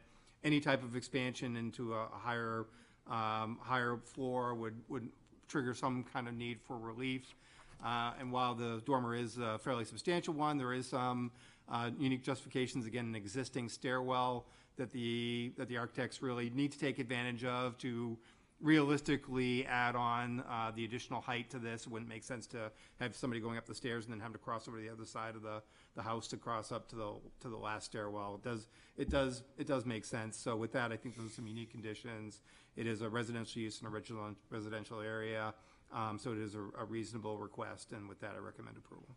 Okay, and anything from the second? Nothing further. I'm sorry, I didn't hear you, Bob. You said no? Okay.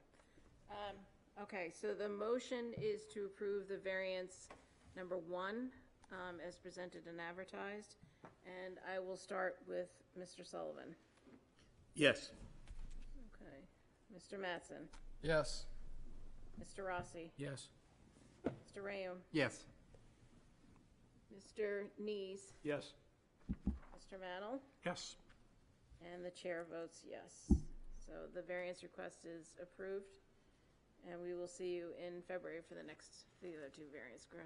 other variance requests. Thank you very much. Okay. All right, we are now moving on to new business. Next order of business is A, the request of Howard Family Holding Trust owner for property located at 53A Chevrolet Avenue, whereas relief is needed to allow a 5-foot-high and 6-foot-high fence after the fact, which requires the following. 1, a variance from section 10.515.13 to exempt a 5-foot-high and a 6-foot-high fence in the front yard where up to 4 feet is allowed. Said property is located on Assessor Map 147, Lot 18-1A, and lies within the General Residence A District. And who is here to speak to this application? Could you please identify yourself and give us your address? Doug Howard, owner, 53A Chevrolet Ave. Okay, please proceed. My wife and I purchased 53A Chevrolet Ave, and during this past summer, we were told by the developer that he was notified by the city of Portsmouth that the side yard fence needs to be cut down to 4 feet, meeting the restrictions of the ordinance. When we purchased it with a 6-foot fence along the property line in the back and on the side. Now, since we purchased it before we were notified of this, we installed a 5-foot fence from the existing fence on the side to our house, which has a setback of 40 feet off of a private road. Now, we were, from what I can understand, the city of Portsmouth does recognize private streets. Our property faces the private street. In talking with the planning department, I understand that the way that you look at it is the address is how you look at what the front of the house is. But in this instance, it is not. And like I said, where it is a private way, and it is facing the private way, it's not facing Chevrolet Ave. So basically, the enforcement, as it is, would not, it doesn't do anything for anybody. It's kind of like a corner lot where the address is one way, but the house is facing the opposite way. So we agree with the ordinance intent and the spirit of the ordinance, but as it's written, but not, I don't believe that in this situation it meets the intent of how it's written. The fence is on our property. It's 11-foot offset from the street on one end, 7 foot on the other end, and will not be contrary to public interest. The ordinance is a restriction in front of house to 4 feet unless it's 15-foot setback. In this instance, again, it's on the side yard. It's not on the front yard. And from the front yard to the 5-foot fence that we installed is approximately 40 feet setback. Since the house is facing the private street, I believe justice will be done by approving this variance. Approval of the variance will not diminish the value of any surrounding properties. The fence is facing a busy street and a commercial building on the opposite side of Chevrolet Ave. So the enforcement of this ordinance does not meet the intent on which it was written, and it would turn in a private backyard as it is right now into a yard that is, everybody could just, it's a busy street, everybody could just be looking into our backyard. So that's about it. Thank you. Any questions for the applicant? Let me see, Mr. Ram? Thank you, Madam Chair. So you're part of a condominium association, right? There's yes. All those homes are part of a condo, and then we do have 3 letters in support from other members of the condo association. I'm just trying to make sure. Normally, any type of issue that affects the condominium association, we want to make sure that the association is on board. Are those 3 owners? Are those the only other members of the association? It is. Is that correct? There's only 4 units on that street. Okay, so in essence, you do have concurrence from all the other condo owners. Yeah, everybody agrees that, yeah, it's... Okay. And do you know, or maybe staff would know, how did the city come to discover this issue and bring it up with the original developer? Any of the history of that? Do you want to take that, Steph, or should I try? I am not aware. All right. Well, as far as I know anyways, we purchased the property. We closed October on 2024, and we didn't find out until last September, which is late August 2025, that they were holding partial bond on the developer. That's when the developer told us. Developer knew a while before I put the 5-foot fence in, that was an issue, but I didn't know that. I can understand I'm not getting along with the developer, but that's beside the point. I think he should have told me a lot sooner, but this is how it got to us. So I don't want you to think that we put the 5-foot fence in saying, I don't care. Yeah. That wasn't the case. And I can understand the developer, not that I want to stick up for him, but it is the side of the house. He should be here doing this variance, in my estimation, not me, but it's my yard at this point, so I'm stuck with it. Okay, understood. And then last question, and maybe again, staff is probably the best for this, is that considered a private way? I'm not sure how it was presented to the planning board. Is that viewed as a private way or simply a common driveway that connects the 4 condominium units? I believe it's technically a private way, but I'm looking at the lot line goes straight down the center, so it's not public property, which is probably why. Right, that's what makes it a private way. It's not technically considered a front yard by our guidelines. Okay, thank you. Okay, any other, Mr. Mennel? Any question for staff? Isn't Chevrolet, I'm sorry, it seems to be your night, Steph. Merry Christmas. Isn't Chevrolet Ave a private way?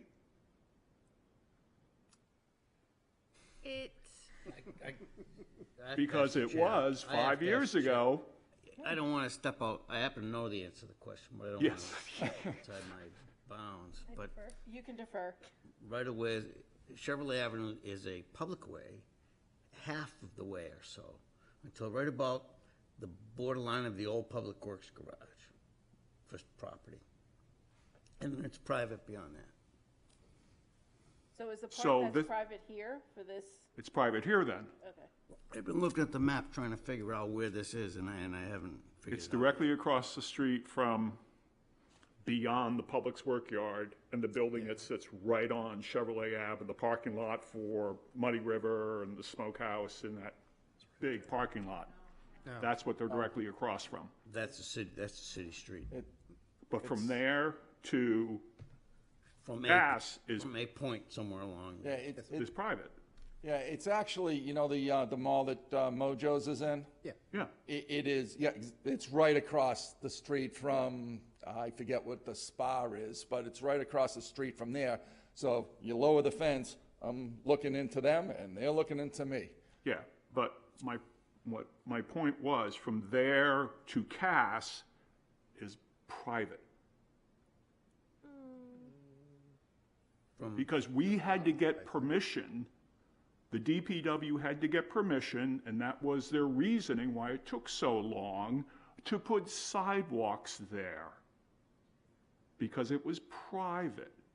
From the, I guess I just don't From the understand. old city yard Yes. to Cass So was private. Page 96 of our packet has an aerial review, if that helps.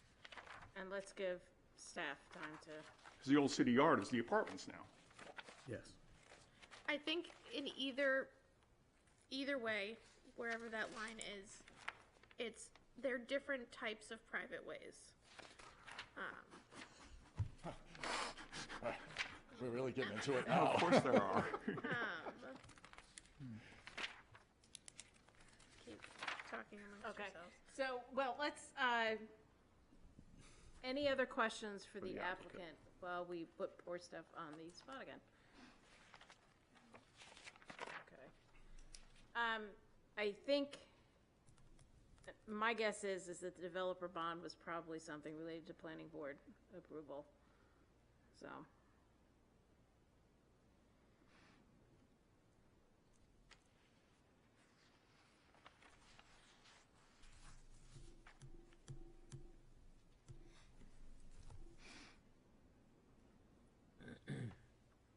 Any other comments while Steph does this work?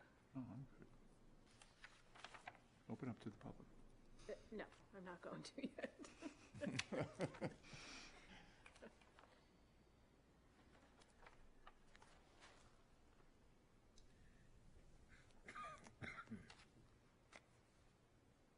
I think I would ask Mr. Mannell, what is the fact that this is a private way Well, to do with the application? And again, not to put you on the spot, just curious.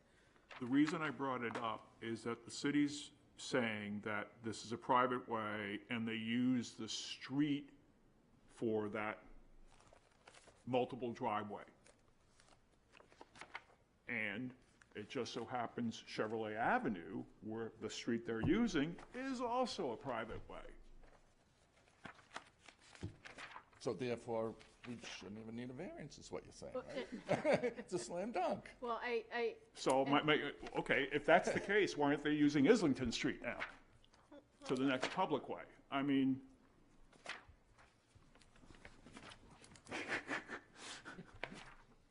triangle signs and ways.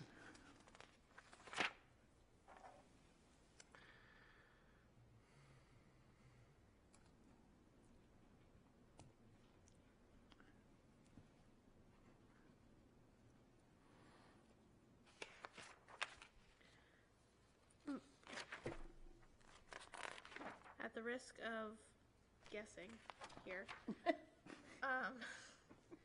my guess is it has to do with the rights associated with Chevrolet Ave versus their private. No, I understand that, but, So you know, we're pulling, I mean, the address is where you take the front yard from.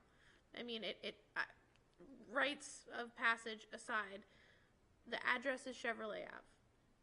The frontage is pulled, the front yard is, you know, adjacent to where you're pulling the address from. That's the front yard. This is a matter of the fence is in the front yard. I don't think that we need to really go into the rights of Chevrolet Ave versus their private yard. understood, but according, yeah, wait, let's just let Steph finish. go ahead. No, I'm. Yeah. That's kind of where I'm at. I don't think we need to overcomplicate it. It's, you know, it's the fence, where it is. That's where we pull the frontage from, or the front yard from. Correct, and the applicant is saying that's his side yard. But I think there's a difference between how the ordinance recognizes a front yard and how a resident uses their property. Understood. And so I think that's what he's getting at. Exactly. But, I mean, the actual, if you pull up the picture, the actual front of the house, it's not, I'm calling it the front of the house, it's the front, right there. That's the front of the house. That's the side of the house. As you can see, that's the fence.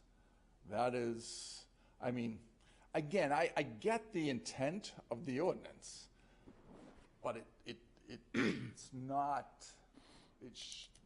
you know, you can say, I get you understand that, you know, that's the address, but it's not the front of the house.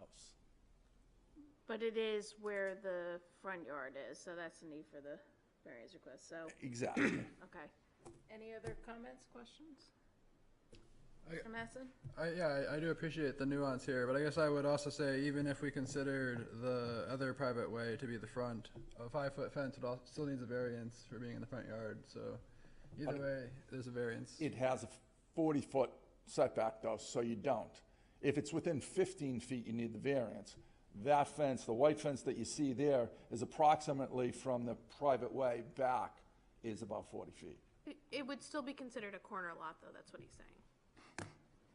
Yeah, and Well- also, just to clarify, it's I understand the front of your house is where it's facing, but the way we define front yard is different from the front of the house, which usually it matches, but doesn't always. So. And you're, exactly, and that's why we're here. That's why we're here, yes, yeah. Because of that, so, yeah, yes, and I'm hoping that you know, it's, no matter how you look at it, it doesn't meet the intent of the ordinance. That's the way I'm looking at it, and the way I'm hoping that you look at it. Front of the house is front of house. I can understand if it was a driveway going in, then you can say, yeah, but it's just a driveway, it's too bad. This is a private road where there's 4 driveways. You know, the house, if you look at the townhouse, now, the one even further in, you're gonna say, well, their front is Chevrolet Ave. Well, it's gotta go through my house, so does it really make sense? Is there a question? So is there, I was just stating it more for the board, but in general, just that I would love to sort out the nuance of the private ways, but the reality is, either way, this is a variance for a fence that's taller than allowed on some portion of some property line. So, yeah, I guess that was my comment more than a question. okay. Anything else from the board? Okay, thank you. I'm going to open it up to the public. Is there anyone here, you can sit down if you want. Is there anyone here who would like to speak in favor of this application? Please come. And could you please state your name and your address for the record? My name is Barbara Abdu. I live at 53B Chevrolet Avenue, Okay. and I'm in favor of variance. My house is attached to their house as the duplex situation that we're in. Okay, thank you. My husband is in favor as well, but his father died. It technically doesn't count, you're in the same house, just kidding. So is there anyone else here who would like to speak in favor of the application? Is there anyone who would like to speak in opposition to the application?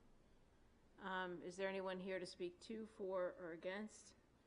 Seeing no one rise and no one on Zoom, I'll close the public hearing. And Mr. Rossi, you have your hand raised. Yes, I'd like to make a motion to approve the variance as stated and presented and advertised. Okay, and is there a second? Second. Mr. Mandel's second. So, Mr. Rossi, if you could please state your motion. Yeah, okay.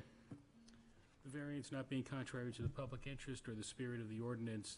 The spirit of the ordinance is really to prevent people from facing large barriers while they're walking along a roadway or driving along it, and they stand between them and a house, so we're trying to prevent that sort of closed-off feeling. In this case, what is technically the front yard is actually a roadway that has no sidewalk, whether it's a private or a public roadway. It's not really going to have any pedestrian traffic over there, and it does not, a 6-foot fence there does not present any particular barrier. In addition, the house orientation is such that you're not really looking at the front of the house anyway from that vantage, and therefore this fence is not contrary to the public interest or the spirit of the ordinance. Substantial justice is done. There is no loss to the public by allowing this fence to remain in place.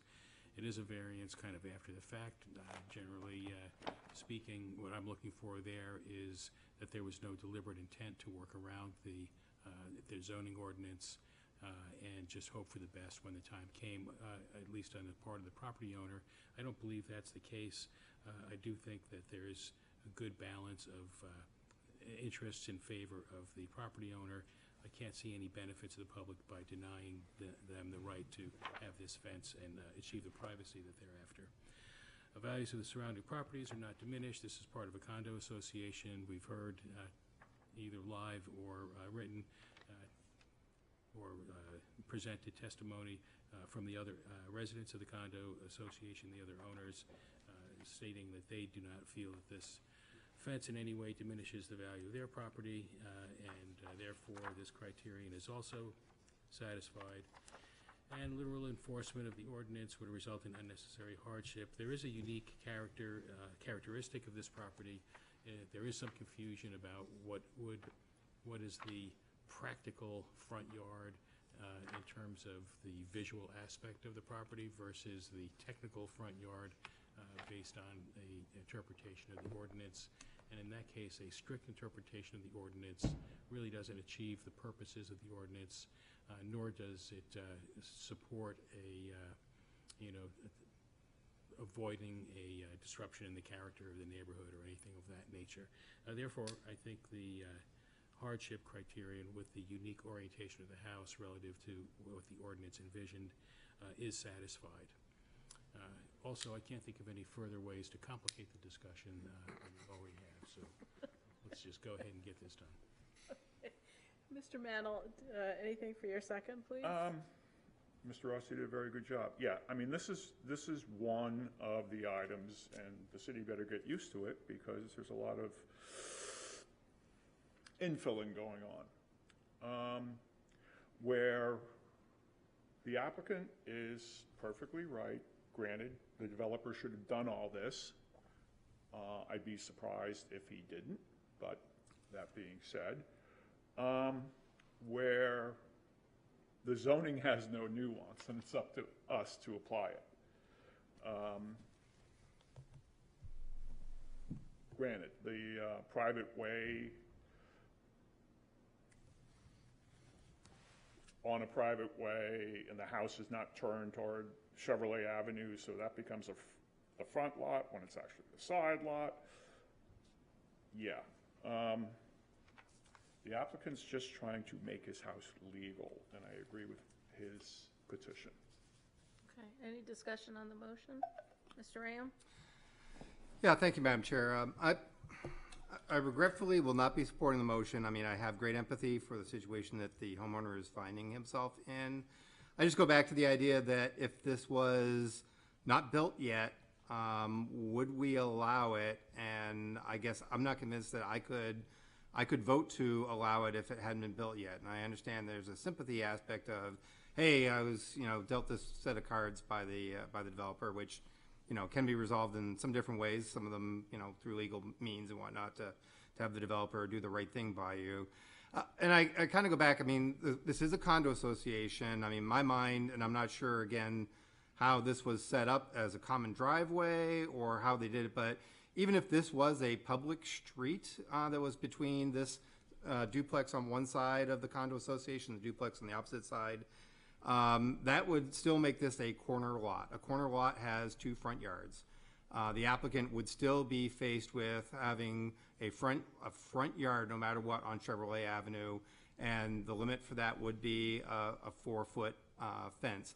I understand the privacy that you'd want behind you if you were on a corner lot. I have a corner lot. I have the sort of same situation that I find myself in. It's something you can work around. And I think I kind of get that, hey, the sidewalk that we spent a lot of money and went through a lot of legal hassles to put in is on the opposite side of the street. So I do think it does have that going for it. At the same point in time, there is some elevation that's going on here. If we take a look at the photos that the applicant provided, and I go by this pretty regularly on my way to Pick and Pay as well. And for years there was a big fence that was back there when this was a backside of a Middle Street property that just sort of extended out to the Chevrolet Avenue. But certainly like a 6-foot tall batten board fence is exactly what we don't want per the ordinance. It's exactly what it's not calling for. And I do think ultimately it's a corner lot. It should represent the same as any other corner lot in the city. And I don't think there's enough that was demonstrated for hardship criteria here.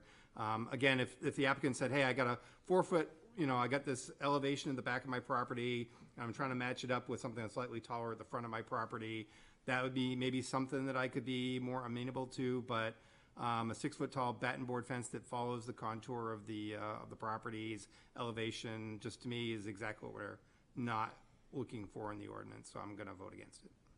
Okay. Any more discussion on the motion? Okay. So the motion is to approve, and I will start with Mr. Nees. Yes. Mr. Mannel. Yes. Mr. Ram. No. Mr. Rossi. Yes. Mr. Mattson. Yes. Mr. Sullivan. No. And the chair votes no. The motion is approved by a vote of 4 to 3. I don't know where he went. Your application is granted. Okay, I know we only have one more application left, but I think I'm going to ask for a brief break, a 5-minute break. So we'll recess for 5 minutes and be back then. Thank you.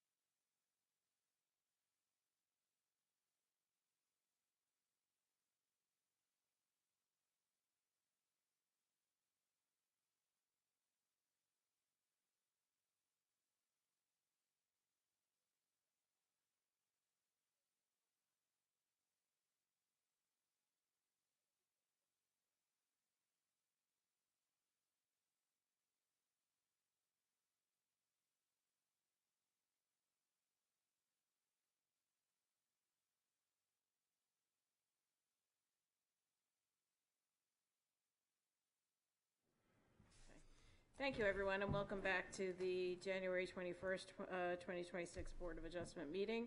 We'll move on to our final application of the night with our very patient people there in the back.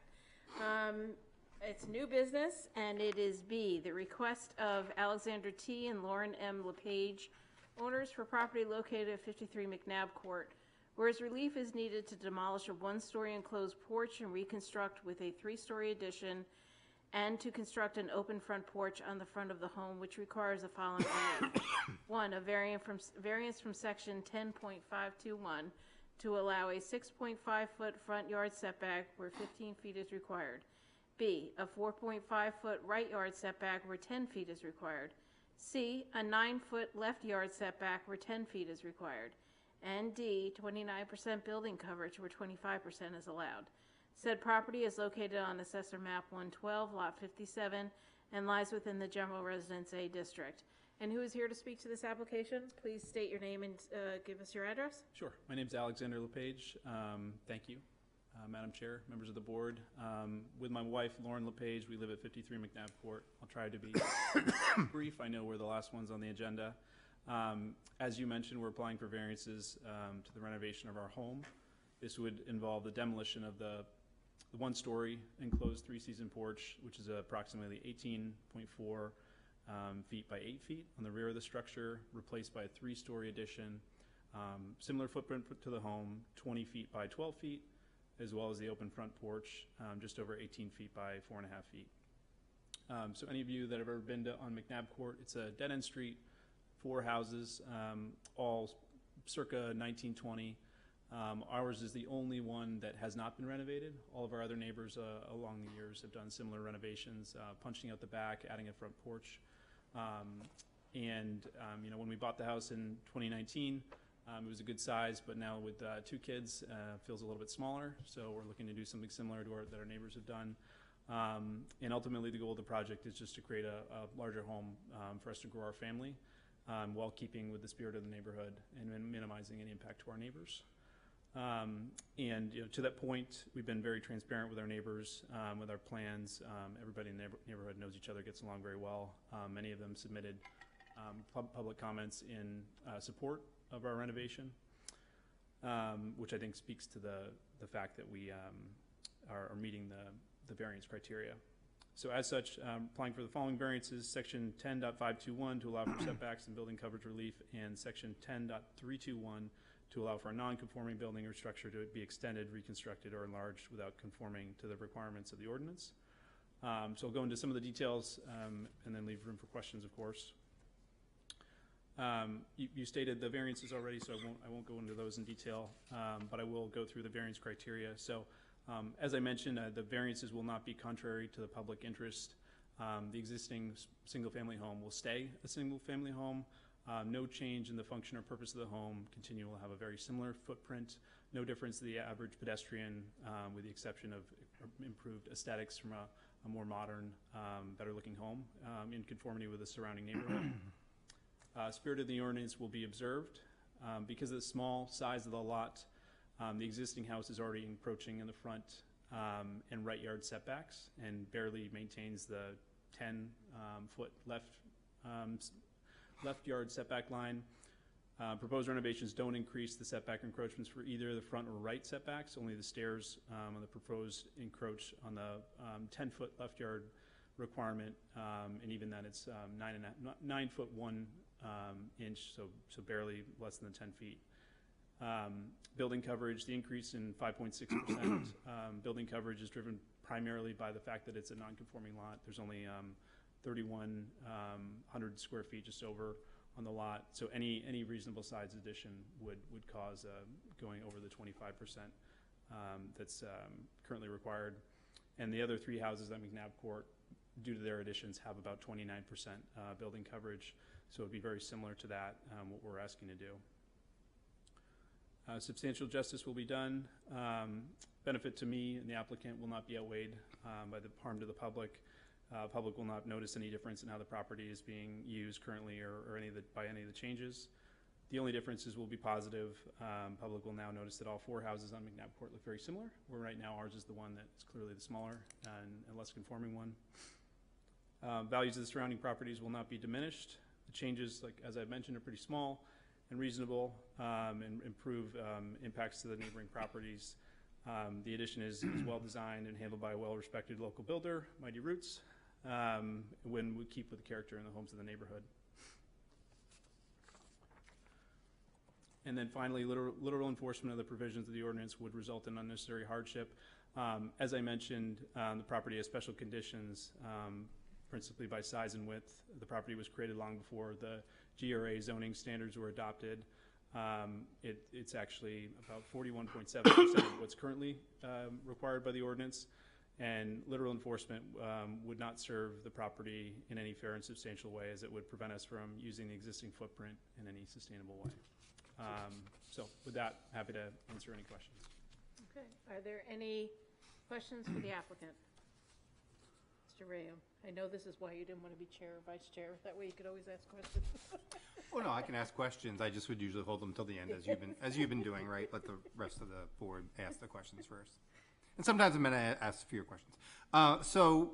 And maybe, I apologize, this might end up being a question for staff, but during your discussions with the staff, with regards to your front setback, which is 15 feet, pretty substantial distance back, was there any discussion of using the provision of 10.516.10, the front yard exception for existing alignments? And because your one neighbor, is much closer to the street than your house is, and in fact, I think if you use that provision, you probably wouldn't need any front setback whatsoever. So I don't know if that ever came up, if there's some reason why you feel that wouldn't be applicable here?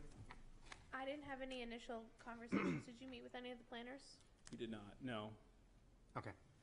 Yeah, because I think it's to your benefit, and, certainly, I guess you're requesting the 15-foot setback, but I think if you had used that exception, that there would be no need for relief whatsoever.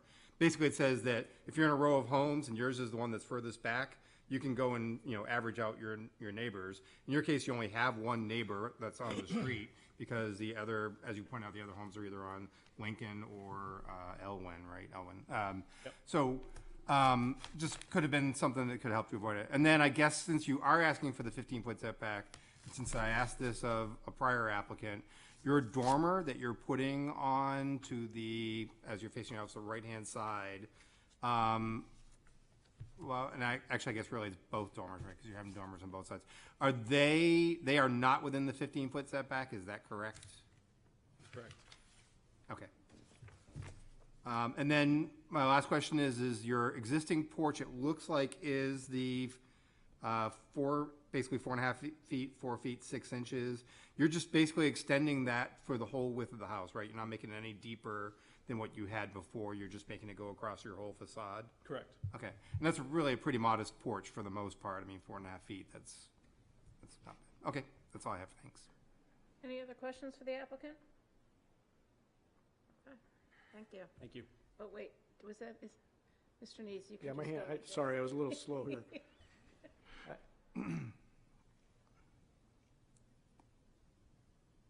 I guess I'm struggling a little bit to understand the front yard setback on your table.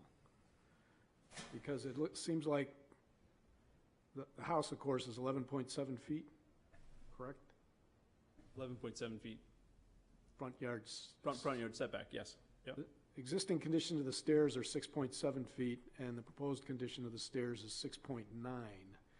So it sounds like you're actually moving the stairs farther away from the front yard line? So I will say, you mentioned the size of the porch being 4 foot 6 feet, 4 foot 6 inches. That is something that, upon discussing it with the developer, we are going to revise that. So we would come back potentially for another request for variance in a later date. But as of now, that would be what we're asking for. Yeah. Okay, thank you. Any other questions? Mr. Ram, you look like you want to say something. No, again, just going back to my prior point, in the discussions with planning staff, if you have any intent to relook at what's happening with the front of your house, Makes sense. that provision may be something you want to discuss with them. Thank you. Do you have any feedback on that, Steph? Just asking our representative, who looks exhausted. I mean, I don't know what the setback is for your neighbor, but if/when you come back, I would say, call the planning office or send one of us an email and we can look into it or walk you through how to do it. Will do. Thank you. Thank you. Are there any members of the public who would like to speak in favor? I'll open up the public hearing. Are there any members of the public who would like to speak in favor of this application?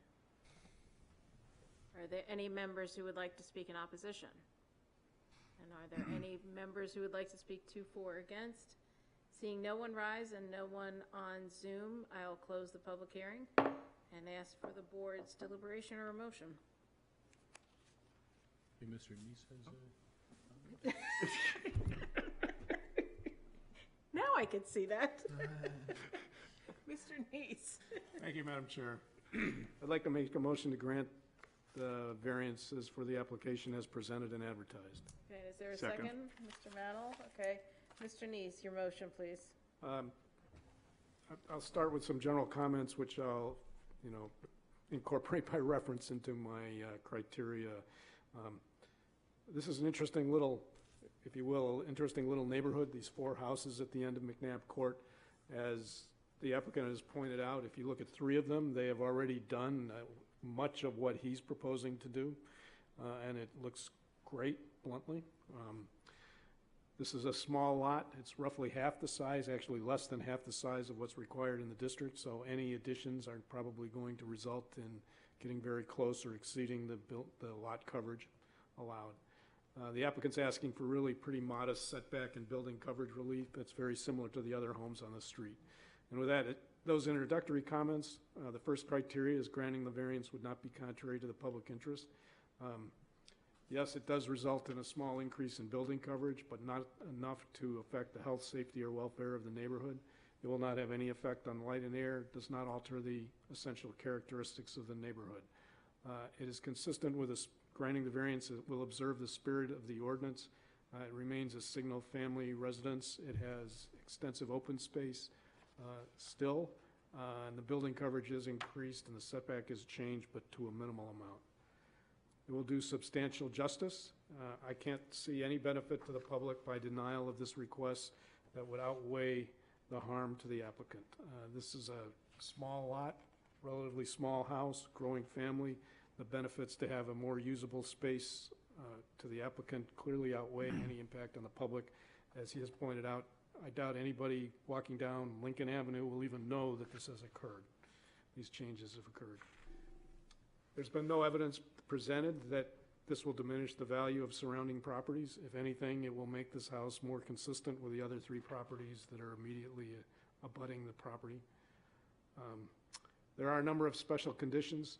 It's a small lot. It's at the end of a courtyard. It's set off by itself. Set off by itself is the wrong word. I mean, you have to actually walk down there to look at it. It's not obvious to anybody passing by on Lincoln Street. And it's a small lot, small property. In order to make any improvements to it, you're probably going to wind up infringing on some of the setbacks. For those reasons, I think this property has some special conditions that distinguish it from some other properties in the area, and as a result, there is no fair and substantial relationship between the purposes of the ordinance and the application to the specific property. Thank you, Mr. Neese. Mr. Mantle, anything for your second? No, Mr. Neese did his thorough job as usual. Yeah, I mean, the public in this case are the neighbors, and the neighbors support it. So, that's it. Okay. Is there any discussion on the motion?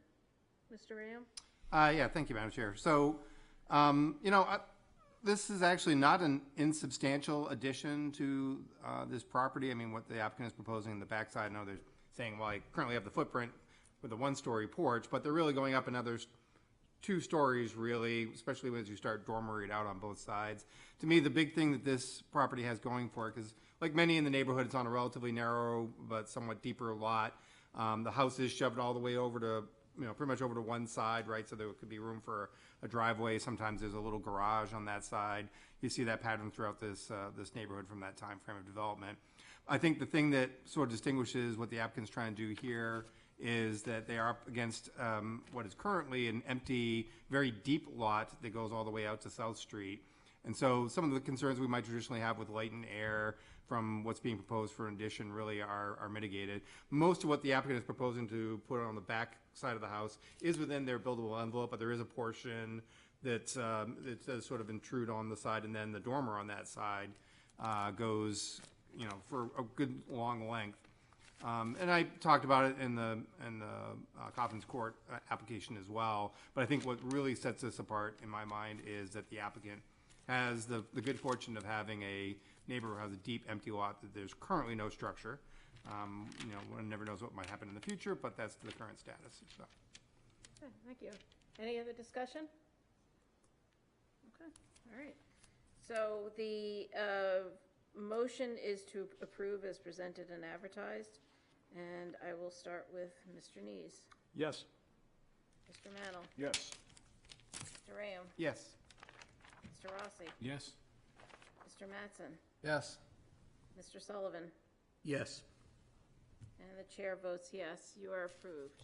Thank you very much. Okay, so before we adjourn, Can't adjourn without a motion. yes, exactly. So Stay here all night. I'm putting off a motion. Before we adjourn, we do have a meeting next Tuesday at our regularly scheduled day. We do have a motion for rehearing that day. I don't know if we've sent out the packets yet. We haven't. So on 58 Humphreys Court, I always get that street address wrong. Mr. Sullivan, you are able to vote on that motion for rehearing. I spent several hours today reviewing the record and reviewing the YouTube of the meeting. I'm prepared to vote on the rehear. Okay, thank you. Mr. Lucas, I'm sorry to say that you will not take part in that because there were no recusals. We'll have a full board for that. And I guess I would say thank you for your confidence in me to be chair. Oh, if it's, Mr. Nees? Two things, which are sort of in opposition to each other. The first one is I probably won't be in town for the first February meeting.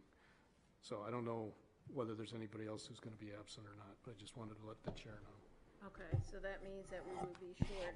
Mr. Lucas now. Unless I participate remotely. Okay. well, you have a second, but just as for the record, too, next week I am recusing on one of the applications, so Mr. Lucas will most likely get his first opportunity to fully participate. Okay, so I think, given that we may have an absence for a motion for the rehearing, I think we will. No. He's gone in February. Oh, he's gone in February. Okay, I apologize. Okay, all right. So, and I think that is it. And with those final words, I would just ask for a motion to adjourn. So moved. Mr. Rossi, second. Second. Okay. All in favor? Aye. No, sir.